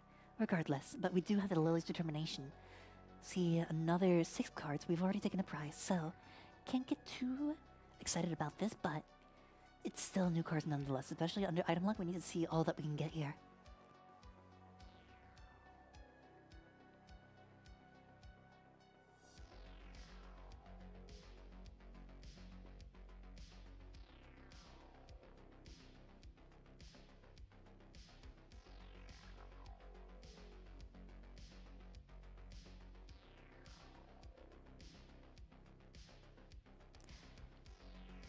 Levi kind of on the back foot, but able to establish a little bit of a good board state here. We have Soul Rock. We have, if we get Lunatone in this hand, that's exactly what we want to see here. Because then we are able to kind of get our draw engine going, and we're able to see a little bit more cards per turn. But I don't think we see anything immediately. We do have the Artisan, though. That will get us Lunatone. You know, not Mightyena. I can't remember what the pre-evolve form of Hariyama is, but regardless, be nice to see some extra boss action going on the bench here, but we're not really able to see too much. We do have, potential to Aura Jab again into the active, get rid of that Bidoo. Dragapult will likely be coming up afterwards, however, so you just kind of keep in mind, how much damage can I really stack onto this Lucario before things get a little bit dicey. The other thing to keep in mind is that Dusclops is a big threat right now, especially for that single Lucario. That single Lucario can get blown up very, very quickly and prevent Levi from having a second backup attacker. That said, they are going to discard a Fighting Energy to draw 3 here. That is an Ultra Ball. It leaves us the potential to search for something else, maybe another Riolu. Air Balloon is going down. Retreat, yep, that's exactly what we want to see. Retreat into the Soul Rock. Soul Rock's attack is now active now that we have the other rock on the bench. And we will swing for 70. Take the knockout, keep it safe, keep it simple, nothing too crazy. Promote Larios for retreats.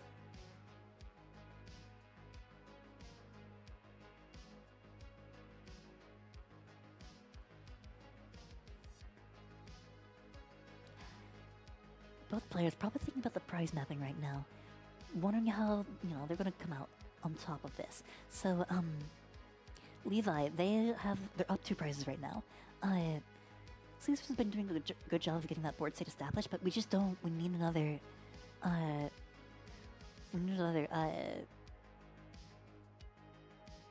Dracloak, yes, Dracloak. We need another Dracloak to play down here. That'll allow us to draw a few more cards per turn. We do have the draw from Vazindipity. That is a possibility. We have the potential. We have a Dragapult set up on the bench right now, but we chose not to swing with it last turn, which leaves us in a little bit of a precarious situation because we're not going to be able to take the prize trade that we want to here with how much HP that Mega Lucario has. That's a 340 HP Pokemon. We have about 10 damage on it, so that's still about 2 swings from a Dragapult that will need to be hit. That will need to hit it. The other option is you can always look for a Dusclops, or sorry, Dusknor.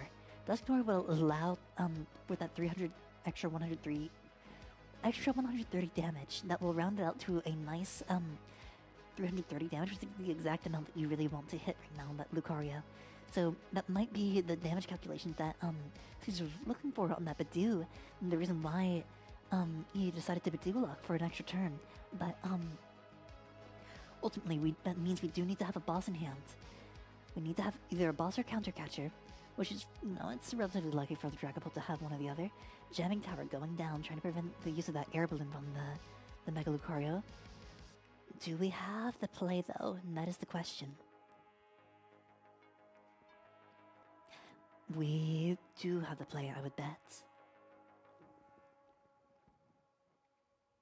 Looking pretty solid here. This is going to be a major comeback if Caesar can make this play. Boss's orders. There's the boss's orders onto the Lunatone. Interesting. Badoo, and we're going to Badoo lock once again. I'm curious about what Caesar's planning here, because I would presume that Levi has an attachment for turn to retreat and attack with Soul Rock again.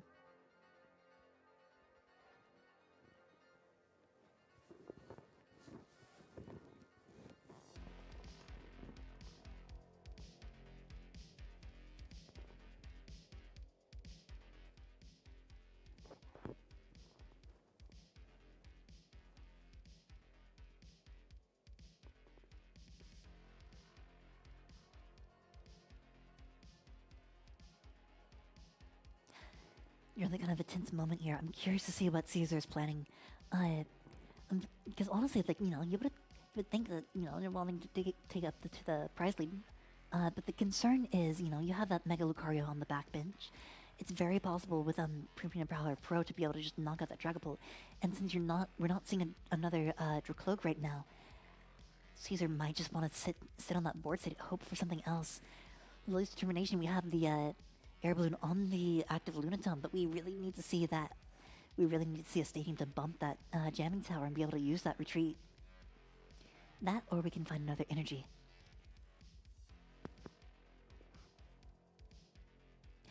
Either way, I feel Levi in a very strong position here. You have two established Lucarios coming back from just a really mediocre board state. I think Caesar just didn't really move fast enough to capitalize on a lot of the weaknesses within Levi's opening, honestly. The Badoo item lock was great, but just, getting the repeated Lily's Determination for, I think now this is like either the third or fourth play of this game. We've seen so many cards, we've seen so many things to play. It's like, who needs items whenever you can just look at your cards? Draw new cards, cycle back in, and just keep it going,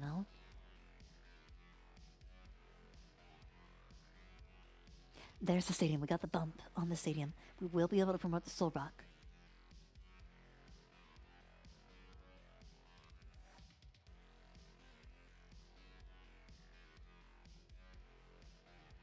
There's the retreat into the Soul Rock.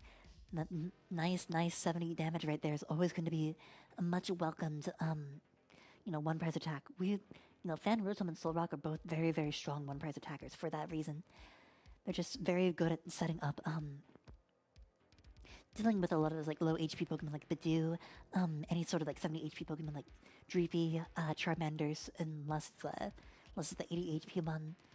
Though whenever you have an item card that lets you search for 70 HP Pokemon, you're going to be seeing a lot of 70 HP Pokemon that are going to be knocked out by Soul Rock 70 damage attack. So now we're in a bit of a precarious situation here. We are down 3 prizes. We have a potential way to knock out the opposing Mega Lucario. We have a way to do a lot of damage to the opposing Mega Lucario. We want to probably swing 200 damage onto that Mega Lucario, but that means we need Counter Catcher or Boss's Orders. Lunatone, just looking very comfortable back there, but it is a prime target for that Dusknor. It could be a 1-to-1 prize trade, but whenever you're behind 3 prizes, that's a little bit of a risky move there.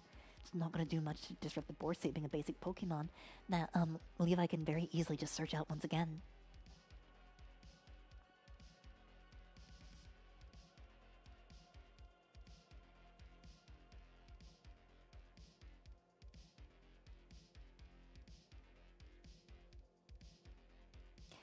Looks like we're gonna go ahead and, alright, maybe. He's thinking about it. He's thinking about it. Yep, we're popping it on the Lucario. And then I'm curious about what your next play is. It's a little scary here. You don't want to risk losing your only attacker here. Promote the Lucario, or take out the Lucario, and you don't have any. You can't item lock anymore, so you can't sit behind the Bidoof. You've lost too many prizes to that. Going to Iono, them down to three cards in hand with 3 prizes. Trying to make any sort of comeback we can now. Everything is in place. We can possibly make it work, but it's kind of a bit of a precarious situation here. Certainly scary. Ideally, you're taking 3 prizes this turn, and you're going to want to figure out how to take another 3 prizes the next turn. You're going to need probably another Dust Skull, another Dust Clap setup, anything that you can get right now, but we're just not really seeing anything in this mid to late game for Caesar. Struggling to figure out how to really make this comeback here.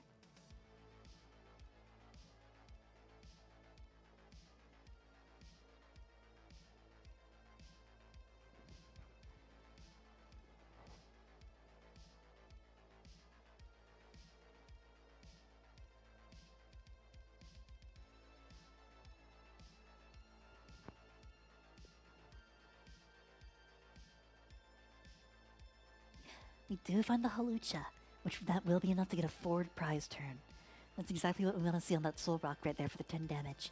And we have another nice 30 damage on the Lunaton, which means another Halucha should be able to seal the deal. But now that we have the Dragon Ball in the active, we can do the 200 damage to knock out both 260 damage to the Soul Rock.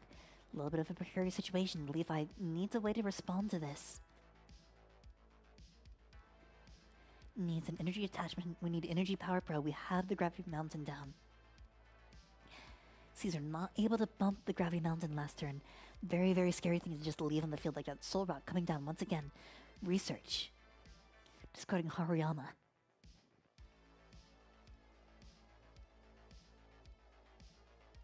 You're digging for that Premium Power Pro. We need that so badly right now. We need an energy attachment, and we need a Premium Power Pro to really make this turn work. Otherwise, it's a very terrifying turn to leave Caesar up to.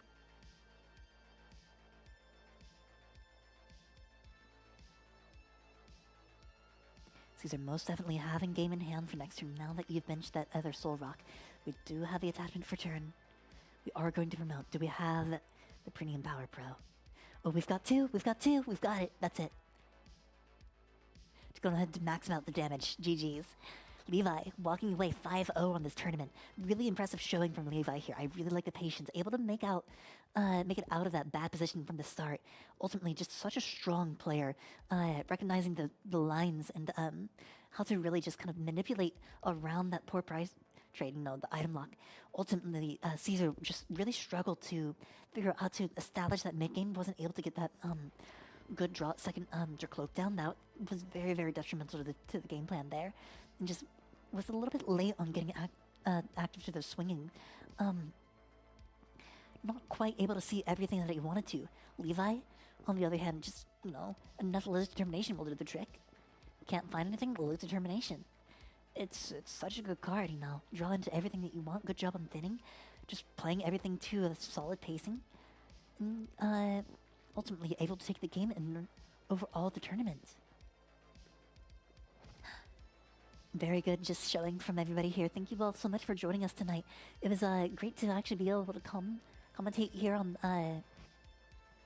the live stream. I'm very happy to. I also love playing the tournaments. You might see me occasionally on stream if I end up playing in the tournaments instead of commentating, but I'll see. I would like to try to make more of a dedication to commentating, so hopefully you'll see me commentating some other time with Chandler. I'd love to be able to commentate with Chandler some other time. I know he's more so the regular commentator for this stream, but I'm happy that I was able to make it out tonight. Yeah, really good showing. I was very, very good games overall.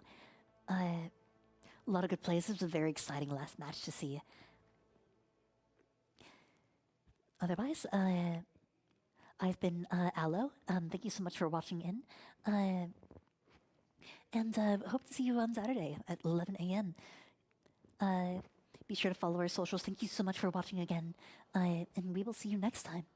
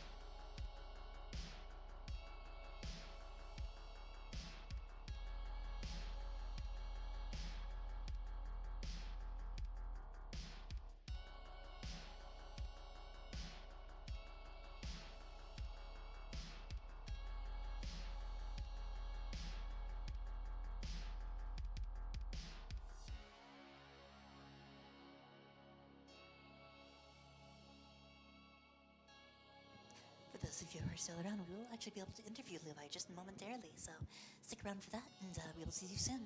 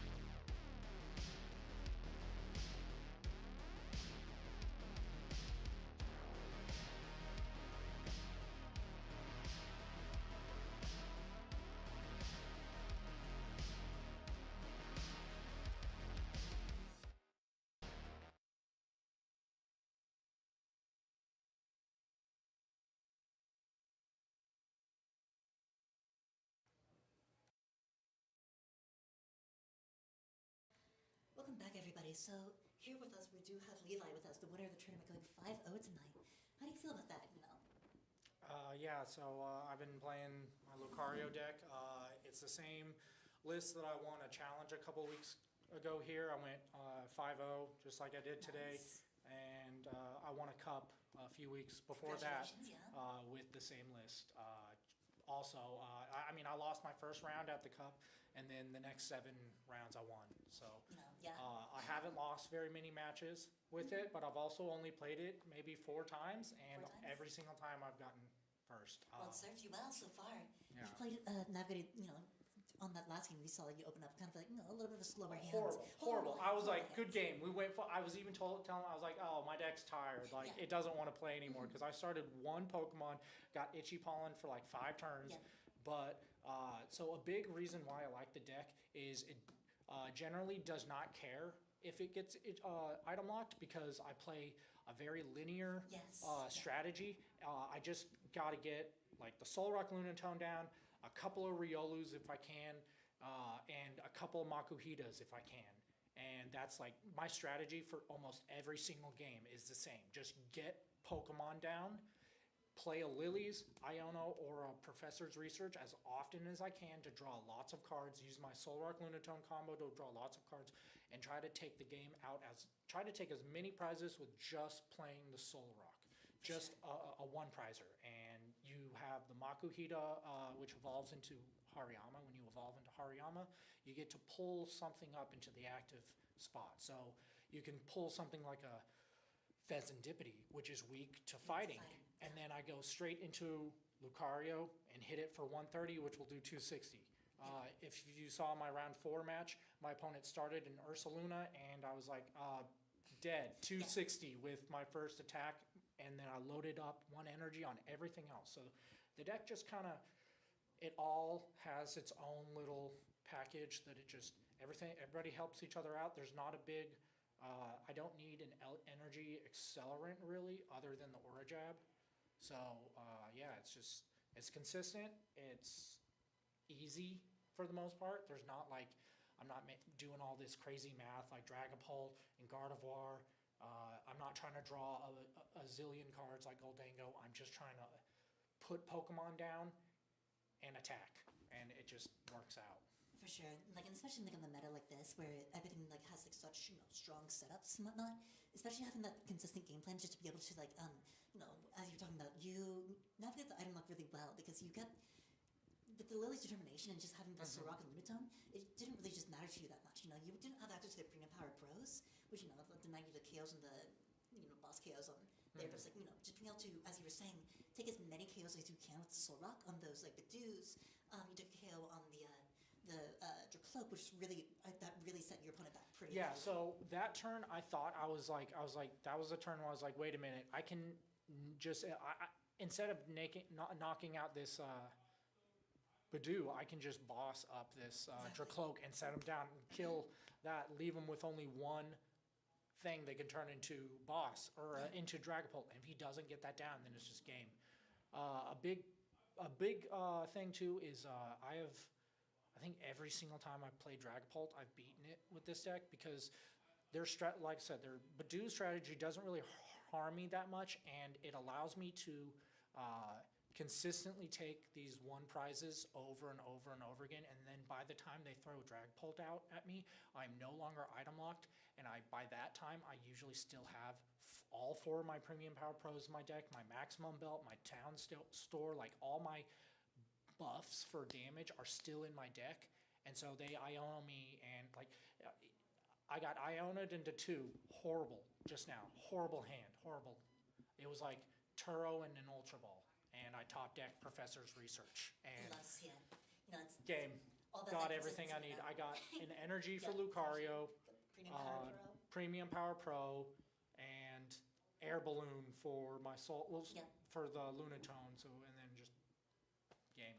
Pretty much, yeah. That's what Clean. happens, you know, cycle through That's the what I've been telling cards. people, is just good old-fashioned clean Pokemon. Like, there's nothing, it's not fancy, it's not trying to do anything crazy. It does 130 and 270, clean. And with everyone being on Goldango, you can easily take out a Goldango just by, if you, like I said earlier, with setting up that board state with the 2 Makuhita, the 2 Riolu, all that jazz. If you can get out, one of my favorite cards in the deck is Experience Share. If you get an Experience Share out onto a Riolu, and you attack with a Soul Rock to take a knockout on Gimme Ghoul or whatever, and they knock out your Soul Rock in return, that energy on Soul Rock goes to this Riolu, and then you just have to evolve and play one energy, and boom, Goldango's dead. If they can't kill it in response, switch, retreat, kill it again. That's how I won the cup. My opponent wasn't able to get the final knockout. They could only attack for 300, so they hit me for 300, and I didn't even look at the card that I drew for turn. I just played switch into Makuhita that had an air balloon, retreated back into Lucario, Mega Brave for knockout game. So, simple.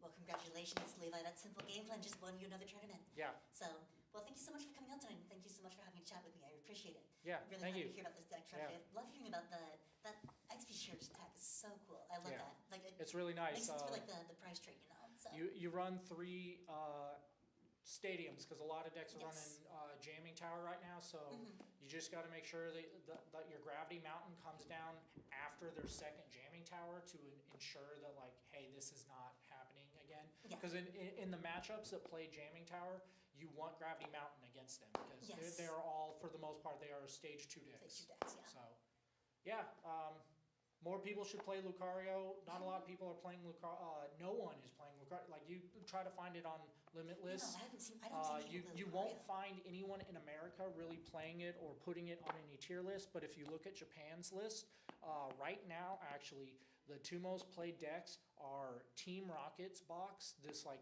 combination of Porygon, Mewtwo, and Honchkrow, and then the second most played deck is Lucario, because they're already experiencing, they're not quite, I don't know if they're in rotation yet, but they have the next set, and yeah, Lucario is about to take off, because as soon as Gardevoir dies, as soon as there's no more big psychic deck, there's nothing really to kill Lucario. Outside of Gardevoir, the only thing that threatens it is Clefairy. So, Yeah, Yeah. no, looking very solid into the next Yeah. rotation, honestly. for real, I can't wait. I strongly suggest picking up Lucario. I think it's going to be at least an A tier deck next format. For sure. Well, thank you so much for joining us tonight. Yeah, Um, thank you. Yeah, so Anything else? that should be good. Thank you so much to our viewers for sticking around for the interview. Great to see you all. We'll see you next week, or at least Saturday. You okay there? Yeah, I just tripped over your bag. You're fine.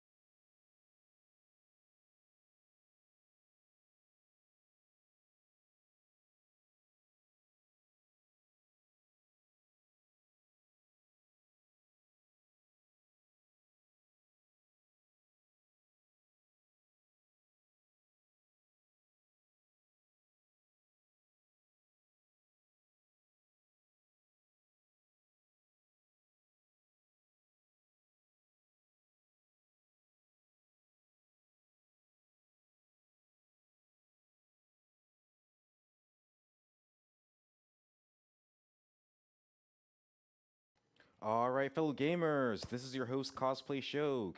First of all, shout out to Aloe for doing an amazing job and just killing it in the commentary. We really hope you guys got a lot out of it, and we definitely hope that you were able to get a bit more insight in terms of the matches with his expertise. With his expertise not only in commentating but also in Pokemon 2, and we definitely hope to see more of Aloe in the near and far future. So again, Aloe had to sign out, but like I said, he definitely. Wait, I'm sorry.